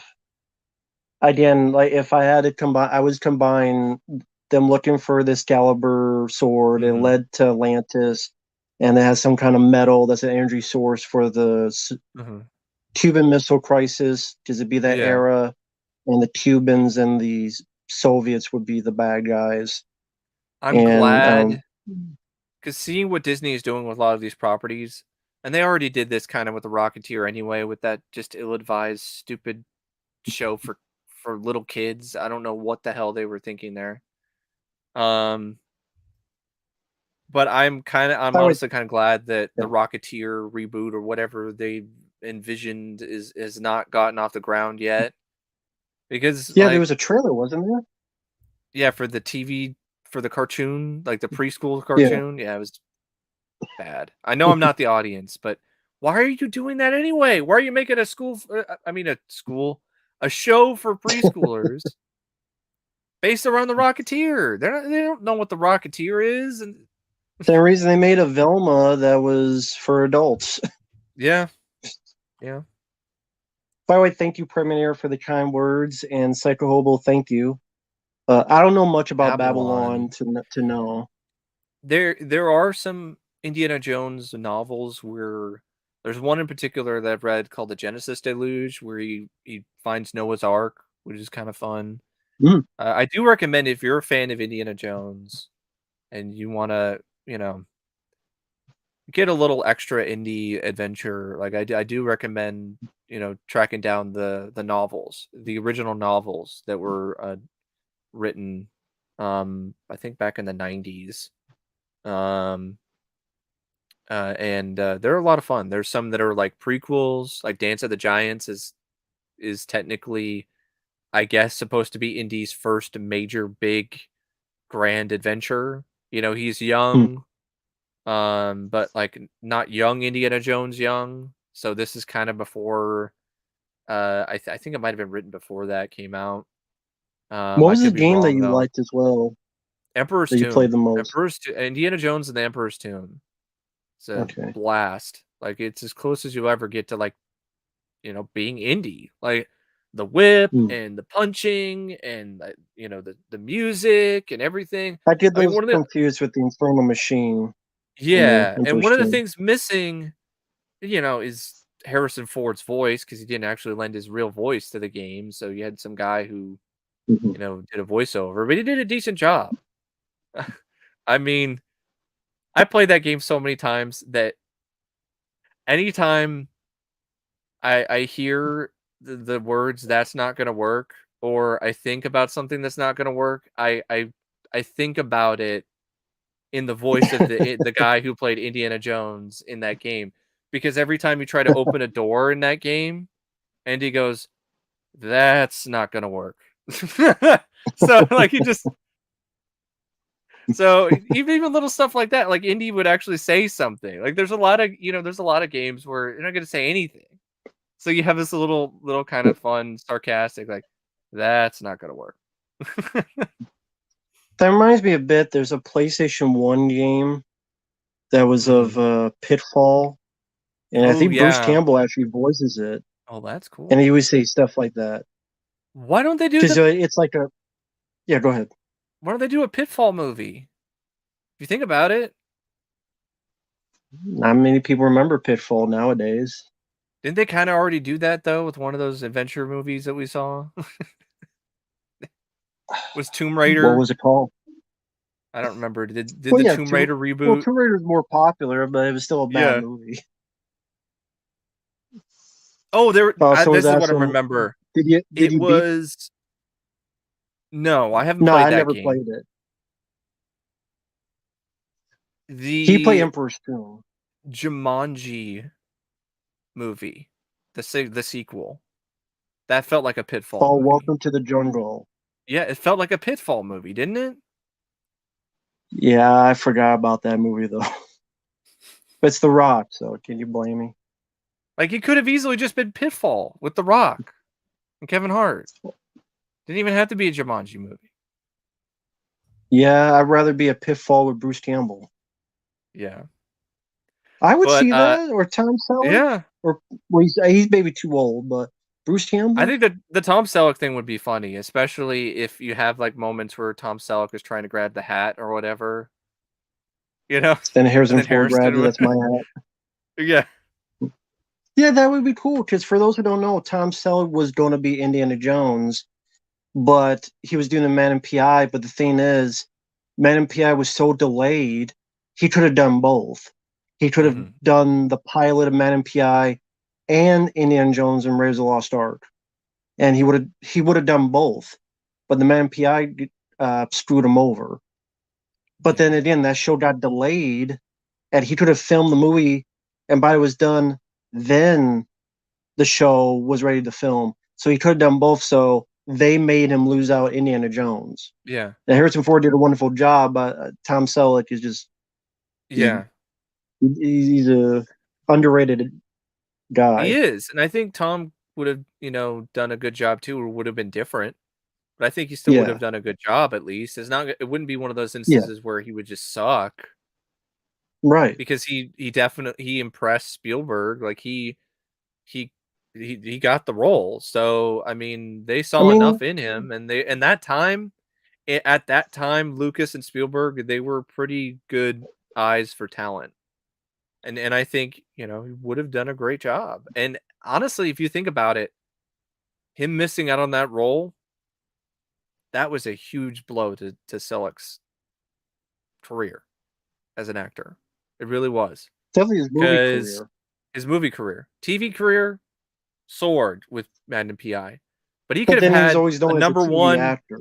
he could have had like a huge hit box office smash movie to couple with a huge hit TV show. Yeah, Would have been one of the biggest stars of the entire decade. But then he was looked at as a TV actor from then on, and Mm-hmm. he did movies that were great. I love Runaway. That film Innocent bombed. Man. He's really good in an That's a good Innocent movie. Man. That didn't do anything. Screaming the Baby's like the only one. Yeah. Yeah. He was good in So Quigley Down Under as well. yeah, that's a good one. Love Quigley Down Under. That Alan Rickman is the villain. Mm-hmm. Tom Selleck's like a Western sniper. That's a good movie. Yeah. Takes place in Australia, which is interesting. But But yeah, yeah. Someone's like Runaway is great. Love Runaway. yeah, Michael going back Crichton. to Indiana Jones and like games, I actually still haven't beat Emperor's Tomb yet. I've gotten close. I think I got to like the last like stage of levels, but still haven't beaten it yet. Um, but it's also a lot of fun to play on an invincible mode, where it's just like unstoppable Indy who just like mow through people like it's nothing. But it does provide some glitches though that can kind of break the game. So like in one level in particular, you're like shooting at these planes and in a gondola, and if the gondola falls when you're invincible or whatever, there's a glitch where you can't do anything because you're invincible and the thing What fell to the system was that ground. for? Xbox. Regular Xbox? Right, yeah, original Xbox, yeah. But it's Okay, that's also why on I never played it. PlayStation. I never It's had also on PlayStation 2, if I remember correctly. Emperor's Tomb? I think so. Okay, I didn't know that. Yeah, it's a PlayStation 2 game, I think, as well. I don't think it's just a Xbox original. Let's have I to look. know there's a Wii game that I do have, The Staff of Kings, which I heard is ass. Heard it's terrible. Oh I yeah, saw a you're right. playthrough of it. You're right. I see it. Seems seems really Yeah, and the bad. Staff of Kings, I don't know much about that one. You say it was See, bad? yeah, it's really bad. Bad motion controls, like graphics are bad. It's one of those games where the sequel, was supposed to be, a sequel to Emperor's Tomb, and Emperor's Tomb actually did well enough that they were going to do like another one. And it was one of those things where they got caught in the wrong time, when there's like a new console being made and there was all these new consoles that were coming out and the production, what they were working on for Staff of Kings or for the sequel wasn't initially intended for PlayStation 2 or for Xbox. And then the 360, and all these other ones start coming out and they were kind of between a rock and a hard place. And then they tried to, you know, finagle things around and make it for, the Wii. And it just was not a good fit. And it's too Hmm. bad because I think, if the timing was better, and PlayStation 2 and Xbox were still, popular and, those are the main consoles, then they could have gotten, I think, a really solid sequel to that game out. But because they were Hmm. trying a lot of things. I remember reading stuff about the new indie game where they had this new mechanic where the AI acted similarly to how things actually are in real life in terms of the physics. Like they were trying to do a lot of really state Sounds a of bit the like art. Uncharted. Yeah, they were trying to do Yeah. that before Uncharted, but none of that wound up in Staff of Kings. None of that wound up in there. So Man, that would have been a really good, like, if you take, like, for anyone out there, even if you've never played, if you watch Uncharted the way it's played, but you have Indiana hmm Jones yeah, and Harrison Ford do a voice, like, yeah, do voices, not live action. Like, yeah. just do Do voices. the animated series idea. There's this really great short bit of I've seen that animation trailer. from Patrick Schoenmaker, I think, and I've seen just that. do that. The Adventures of Indiana Jones on Disney Plus. Like I would watch that. I know a lot of people who would watch that. Yeah, just do voice work. Like people, yeah, and even if it's an older indie, at least it's animated, and you could do It more with doesn't have to be animation, and older you could indie stretch in with animation. animation. See, I'm that's the just thing saying with too. Harrison Yeah. Ford's voice is older, so hmm yeah, if you want to try to fake his younger, whatever, Yeah. voice work is better. Hmm. Voice work's the way to go for a lot of these actors. They don't want to keep going. Do a RoboCop R-rated animated movie with Yes. Peter Weller voicing it. Or an Do animated all this series. other stuff. Yeah. Animated movie like The Yeah. Dark Knight Returns that Peter Weller did. You should do Do movies I like mean, that. one of my dream animated films is, like, RoboCop versus Terminator with Arnold Schwarzenegger and Weller voicing. Because Yeah, if you do it that way, then, they don't have to worry about, "Oh, they're too old," or "They're too this," or whatever, they're just doing voices, and getting then the you do makeup, all that. I think with this kinda thing, it's gonna take something that, like, takes off and becomes, like, viral and becomes really successful. Like, if somebody takes a chance and does some movie animated, some animated film based on a movie franchise or whatever, and then it takes off, and then that leads other studios to be like, "Okay, alright, well, this is something that's viable, and we're gonna try to do more of this," but there hasn't been anything like that. Yeah. I know Lego, Fox, they did Lego games. they did AVP, they did an Alien versus Predator animated, an anime or whatever, prior to Yeah, Disney things buying anime. Fox, and it was gonna be on Netflix, and it was done, and we still haven't seen it, and we probably will never see it, sadly. Probably went the way of Batgirl. Tax Yeah, write tax off. write-off. I think Batgirl probably would've sucked, if I'm being Yeah, honest, but part of me still wishes that, they at least released a movie because, I mean, it's a finished film. It's not one of those things where it's a film that got in development hell, or they shot half of it and they were like, "This doesn't work," or they ran out of money. It's not one of those things. It's a film that was I would finished. only I would only see it for curiosity of Michael Keaton and for Brendan Yes. Fraser. Yes. But I yeah, I just would feel think bad it's a bad for movie. I feel bad for the people who worked on that movie, whether it's the cast or the crew. It just felt like it was a waste. Yeah, he was. He was because they were building up Michael Keaton to go further because that's why they put him in that movie. They put him in the Flash, and Mhm. then they were going to do, I guess, a Batman Beyond movie. There was Yeah. talks, and they were building Michael Keaton up for all this, and now with all Ezra Miller and all the changes, and they're cutting Michael Keaton stuff out of the Flash. I don't Like, remember reading that, but I know that he doesn't have a lot of screen time. That's what I've been reading. Like, he doesn't have a lot of screen time. There was some stuff where, they're cutting out the stuff where he's uh placed as the new Batman in the DC cinematic universe, because that was initially the plan. Like, he was going to be the one going forward, but they're not doing that anymore. So they cut those scenes out, and I don't know what they're going to do, because it's not like Ben Affleck's Batman, the plan B that they had. It's not like he's not going to be the new Batman in the DC cinematic universe going forward either, because they're starting over. They're starting over yeah, from scratch. You're not going to have Robert Pattinson in there, because that doesn't make any sense, because the Batman is in a complete separate different universe. It's but not even a here's the part of the rumor. DC cinematic universe. Here's a rumor. Michael Keaton's Batman role in the Flash has been seriously reduced, and because they want to, there's still a possibility that Keaton's role could actually be reduced in the Flash. Mhm. I was assuming Keaton was still there. Keaton might not be there in the end. His future is murky. That's Yeah. because they want to push him out now Yeah. because they're going in all these different directions. They could do Beyond, and you don't even have to build up to Beyond. Like, Beyond is something you could just do now.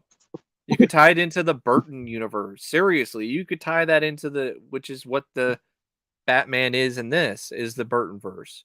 You just tie that into Or they don't that. put or they don't put him in and then they'll market all of it, but he's in for this much. Yeah.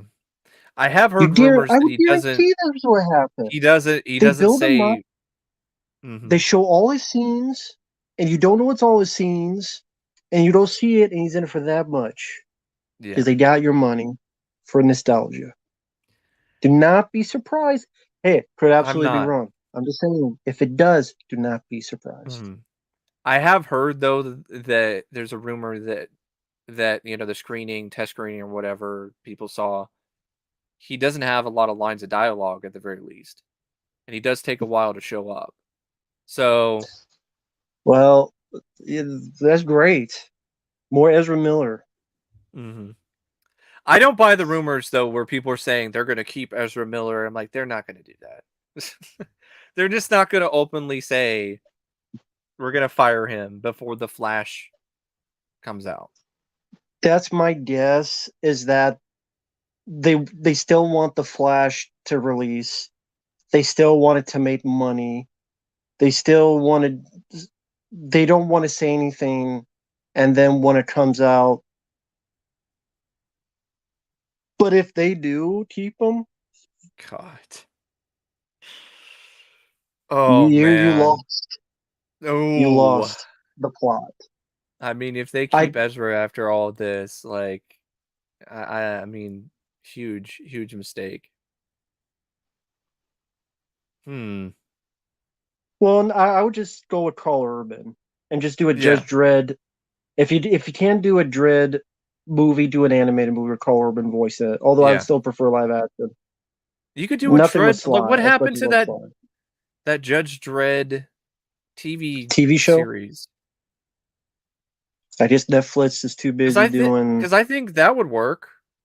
Carl Urban whatever the hell Netflix is streaming doing. series. But I know originally it wasn't supposed to be Dredd. It was supposed to be his partner or whatever, which I find lame. It's like I don't want to see a streaming series about his partner. I want to see a Judge Dredd. I want to see a Dredd stream series, and I Yeah, like I his mean, partner. did you see Dread in the theater? Yeah, I saw it in 3D. So did I. The film had an issue, or Great somebody pulled a experience. fire alarm like halfway through the movie, and they had to stop the movie. Got And blasted? then Yeah, go ahead. it's one of those things where they're like, "Hey, we can give you a ticket for another movie, or we're gonna start the movie back up again. You can go back to the theater. Do you want to do that?" And I'm like, "Yes, I want to do that," because I was really into the movie, and I was like, "Please, I want to finish the movie. I don't want to watch it later. I need to see the rest of this film." So Silver Wings 21 saw Dread in the theater as well. We might be like the only three people that saw that movie in the theater. I remember when I saw it in the theater and I loved it, and I came home. I Yes. still had this YouTube channel. I was Hmm. just like, go see this movie. But no one knew, I'm a nobody. So it's like, Yeah. maybe they didn't do anything, but And that that was a film did film not where deserve the bomb. you loved the trailer, but I was kind of iffy on it. I remember that. Right. I love And the then I trailer. and then I saw the film and I was like, this film is badass. And I still feel that way about that movie. And it had some of the best 3D I've seen in the theater. And that's over 10 years old. It was 2012, Yeah. right? Yeah. That's like the Can you closest I've believe seen that? an action film in the sci-fi, action blend genre that has been as good as RoboCop. Like that's the closest Not I've seen. upgrade? Definitely not fucking Upgrade. Saw that in the theater too with my friend. And both of us at the end were like, "Oh my god." And I was even like telling him, it's like, "Don't go." I was seeing where they were going. And I was like, "Don't do this." Like I was actually in the theater under my breath, but please don't do this. And then they did it. I'm It like, did "You it. motherfucker."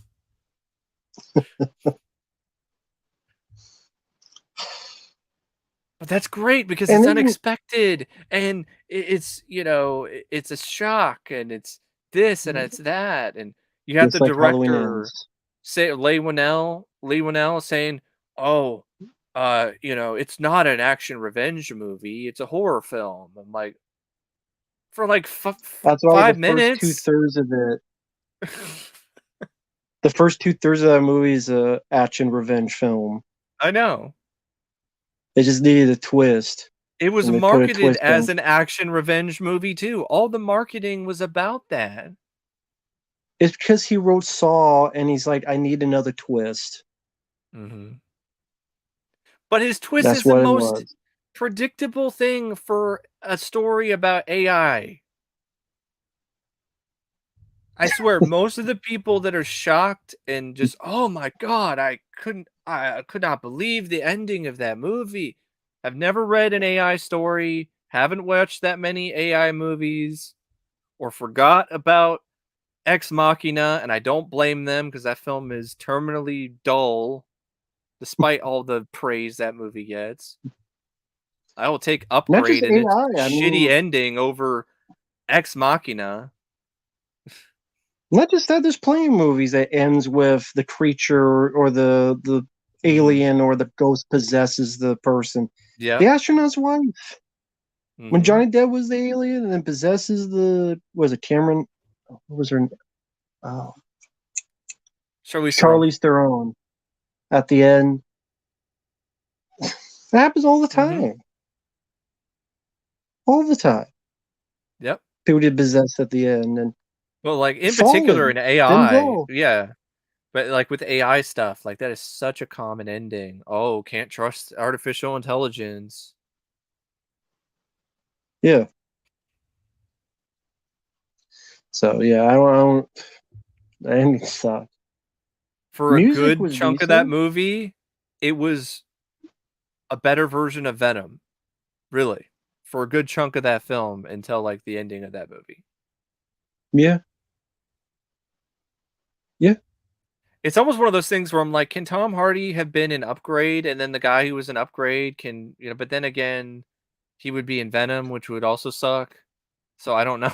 Well, the actor did a good job in Upgrade. He Just did, just the script, but if he just the ending, wasn't really. if he was in Venom, he would at least be a part of a franchise, and then he might open the doors for him to get more roles. Because the guy who was an Upgrade, it's not like he's been in a ton of things since. Mm. He Mm. did a good enough job in that to, in my opinion, get him some more roles, even though that movie sucked. Well, It we're was one of the alone most in that. It'll be fine. disappointing films I saw that year. Like, it was just so I was just like, I was like, "No!" And then it's like, "Yep," it went there. It was like, "God damn it." I also saw Winchester. Did you see that? Remember that one, Matt? I didn't see it, but I know what it is. I don't think I saw it. It's the Winchester Another house with all the Yeah, it's a good doors. idea. Good idea with the Winchester house with all the doors and the Haunted haunted. house. Yeah, but some of the cheapest jump scares you'll ever see, and such a stupid ending.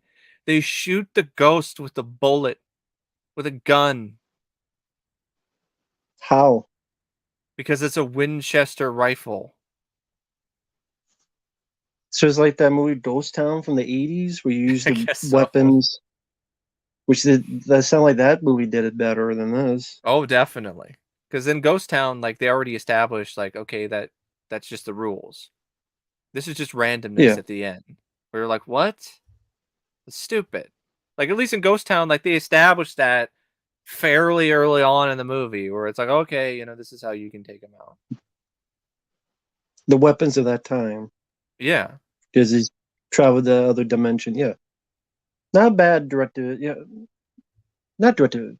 1988 Ghost Town. It's not a bad movie. But It wa Winchester, I it didn't didn't see. get much of a theatrical release, so it might as well have been direct to video, Ghost Town. Yeah. I remember But that's actually one of Winchester, the man. first Scream Factory Blu-rays I remember getting, because I know the first Ghost Scream Town? Factory title I got was the DVD of Halloween 3. I know that. It's the first Scream Factory title I ever bought. And Ghost Town and From Beyond and Life Force were the first 3 Blu-rays I remember getting, and I got them off eBay. And I know some of them were screener copies because the review copies, because they had the hole punch in the cover art. Hmm. Dolls was another one. I think that might have Stu been the Gordon, first yeah. one. I pre-ordered possibly because I really liked dolls, and when they announced the Blu-ray, I was like, "About damn time!" And I'm glad I got it Yeah, now. Cause that's some creepy images, dolls, the eyeball holding up. great poster too. I've always liked that poster. They want to Yeah. play with you. Did you ever find out about that Jacob's Ladder imprint I haven't seen that they're anything yet. using? Like I've been checking it. I have it bookmarked. I can try to check it again. But yeah, I've been checking it often, just trying to see, if there's any announcements or anything in terms of like extra features. And it just says more special features TBC. I just mean like, is it a new print or is it just the old print? No, They didn't say it's that not. either. It's not. It's a 1080p high definition presentation on Blu-ray, which means it's not a new remaster or anything. So it's the same. Yeah. Mm. That's why I I'm got that hoping Blu-ray and I'm I want better one. hoping that, it's an Arrow, because Arrow would be the perfect company for a collector's edition 4K of that movie. With the booklet, with, writing on the movie, the hard case, the, you know, multiple, discs, all these different features and stuff. Like, they would be the perfect company. And I know it would sell well. I think it would do well. Mm. Mm. I think if Arrow, well, we're doing Jacob's Ladder, I think that would be a considerably good seller for Arrow if they did announce that sometime Yeah, this year. that would be great. Hey, bro, it's Stipe. Hey, everyone in the chat. But yeah, Arrow Video, Jacob's Ladder. I That mean, they've done is one. They did one for Waterworld. They did one for Robin Hood, Prince of Thieves recently. So, Tremors. I mean, they done some good ones. The Jacob's Ladder would fit really well. but maybe it's the And right. hell, I Maybe it's mean, you Studio could, Canal. Maybe it's whoever owns the rights to. Because I think Jacob's yeah, Ladder wasn't a Carlico. Wasn't a Carlico release.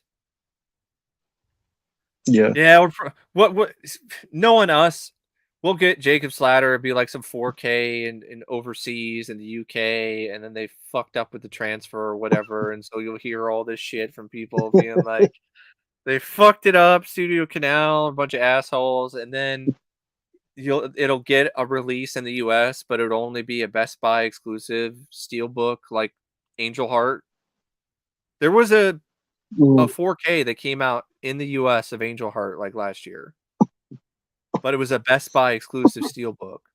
You couldn't pre-order it anywhere else. You couldn't get it anywhere else. And the only way to get the 4K any other way is to get the overseas release from Studio Canal. Or it's a Tino Lorber release, and then you don't hear about it for 4 years after they announce it. Yeah, I don't know what's going on with Leviathan. We'll see. Just have to wait and see. And then, like a year or two before, they announced To Live and Die in L.A., and that was never popped up. And Oh, I forgot To about Live and Die that in L.A. one. 4K, like a year or two before that Oh. announcement with Leviathan, and then that disappeared. And I guess it takes them 4 years to make a Or 4K or they'll for or certain they'll movies. fuck up Silence of the Lambs and have, like, the first 20 minutes at the wrong color timing, and then they'll try to be like, "No, that's the way it's supposed to look," and then you'll look at, like, the Criterion release, and they're like, "No, no, it's They did not." that. Yeah, that's what happened with What Silence happened? of the Lambs in 4K.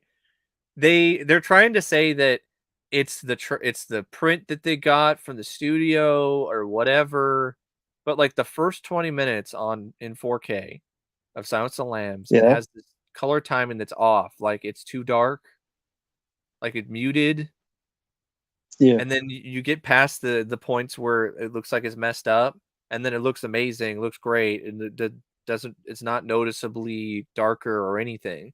You put in the Criterion Blu-ray of Silence of the Lambs, and there's none of that at all in the transfer.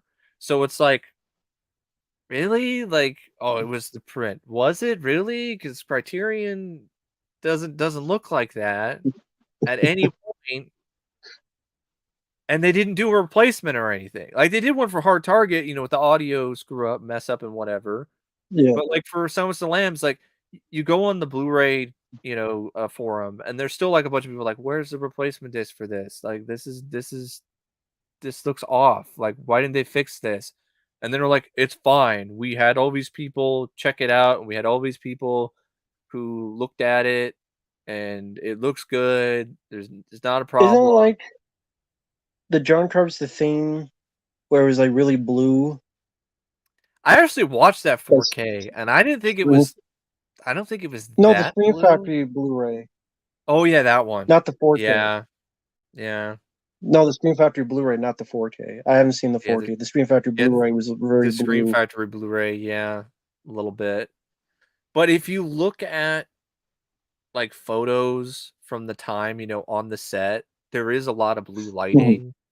So part of me thinks Cundy that was kind of what he was going for, but I think they went a little bit too far with it with the Scream Factory Blu-ray. Mm. 4K, I thought looked great. I know there's a lot of people complaining about it, specifically the audio, and I'm like, I thought it sounded fine, but it is what it is. One, it has the same edited commentary like the It does Blu-ray did. actually. It does. That figures. I have the Blu-ray, but that's why I'm keeping the DVD for the I have unedited the commentary. That's why I still have the HD DVD. That's the thing. Oh, that has the uncut, Hmm.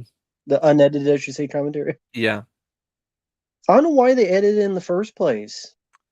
I don't know. It's some weird thing. They had to cut out something. And it's not even like what they cut out is it seems like that integral or that vital to the commentary. It just seems like one of those things where you're like, why? Arbitrary. Yeah. So I Probably will some have to wrap legal it up thing. because I'm on 16% on my phone. But before we do, Mhm. I believe we have something on Wednesday. Uh, Yeah, I'm gonna be having will it be Matt. on? Yeah, Yeah, it's gonna go be on ahead. my channel. I'm gonna be having Matt join me Okay. along with another friend of mine, Fabio. 2 o'clock Central. Not Central. 2 o'clock Pacific time. This is my time. So, you guys might be able to, figure it out wherever you guys are at. So is that Um, 4 p.m. Central, I believe? yeah, 4 p.m. Central for Matt. And we're gonna be doing a live stream where we are gonna be defending Indiana Jones and the Kingdom of the Crystal Skull. Um, Which was a 'Cause request yes, it was a request, and by so friend that's by friend. why I'm doing it. And I think it'll be a fun time. I think it deserves a defense, especially with what we've seen with Dial of Destiny. I still can't believe that's the title.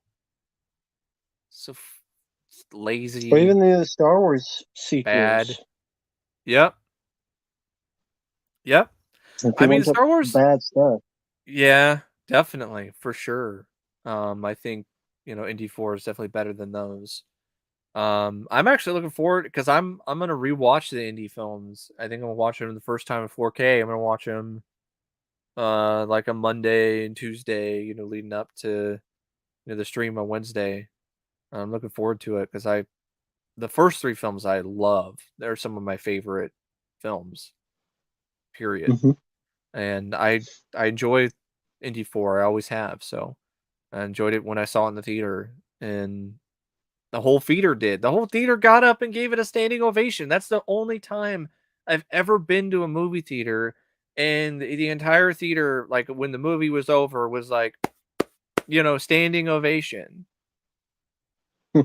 I mean, a lot of people clearly did like that movie quite a bit. If they're giving it a standing ovation, Hmm. but is what Well, it is. South Park and all these other guys made it, and Yes. other people just made it very popular to be like, nah, it's actually bad. And I'm like, well, it's really not that bad. No. It's a It's got its fun adventure issues. movie. It's got problems. I mean, it's also the film that inspired one of the stupidest websites ever. The Nuke the Fridge website that was popular for a little bit, but I don't know of anybody that's like, "Oh yeah, I got to go to Nuke the Fridge tonight." Yeah. because the website was specifically about unrealistic moments in movies, which is one of the most pointless fucking creations in the Because entirety Indiana of the Jones are internet. realistic. I mean, we'll get into that Wednesday, but yeah, they're very Yeah. realistic movies. Yeah, very realistic. You know that bit where in Temple of Doom where they fall off a rubber raft and they fall Uh-huh. 10 miles, then Yeah. land on a mountain and fall another 10 miles into Mhm. uh, a river, and they're barely even wet and not even Mhm. scratched. That's very realistic. That happens all the time. There's It hundreds happens of all the year time. old Grail Knights. There's, magic stones. You can rip somebody's heart out of their chest And still be and alive.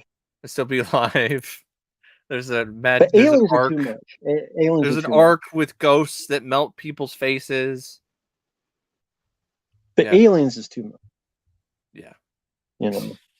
Knights that live hundreds of years in a cave, fiddling with their sword between their legs. That's Can you just realistic. imagine? That sounds like hell. Being trapped. There's nothing to do. Like you can't think about it. You cannot get Nope, on the internet. You can't there was no watch internet. anything. Yeah, you can't No, watch anything. You can't read books. There's fucking nothing. You can't do just a bunch of anything. cups. That's Just a it. bunch of cups. And you just I Thanks guess for all Skype. you can just cup your balls, I guess. I hate to say, you probably get bored after a couple hundred years. Just Yep. or look at all the cups. You chose poorly. You chose poorly. You chose poorly. Would that But happen where you just were like, I'm so bored, I'm going to actually try to find the grail myself? Because so what would happen then? Would he like die? Like, remember, he can't die. It jerked off into those cups. Yeah. Wouldn't he what have to else get don't you past the know? traps? He would have to get past the traps first before he could get to the cups, right? Well, I would assume he was there, and then maybe they Yeah. built the traps before. I don't know. Yeah. I guess he just keeps drinking the thing to be immortal, and have to. Yeah. Does he have to go to the bathroom? I guess you don't have to. Maybe That'd be if you drink the Grail. they tested the traps on this poor Grail Knight guy. Now that's Just a to like see. a SNL skit. Yeah. Like if you had like Bill Murray back to the day Yeah. play, or Chris Farley Yeah. as like you have to go through these. Or they have like a bunch of guys and they go through and they fail each time, Yeah. and then you're Grail number 18, Grail Knight. Give it a shot. But you have this, but I think it'd be funny if it's just one Grail Knight because you just keep repeatedly giving the guy, the water from the real Grail. Oh, Like if he comes up, he keeps he's getting wounded, and yeah, yeah, okay, he keeps getting keeps wounded, getting. and he's like,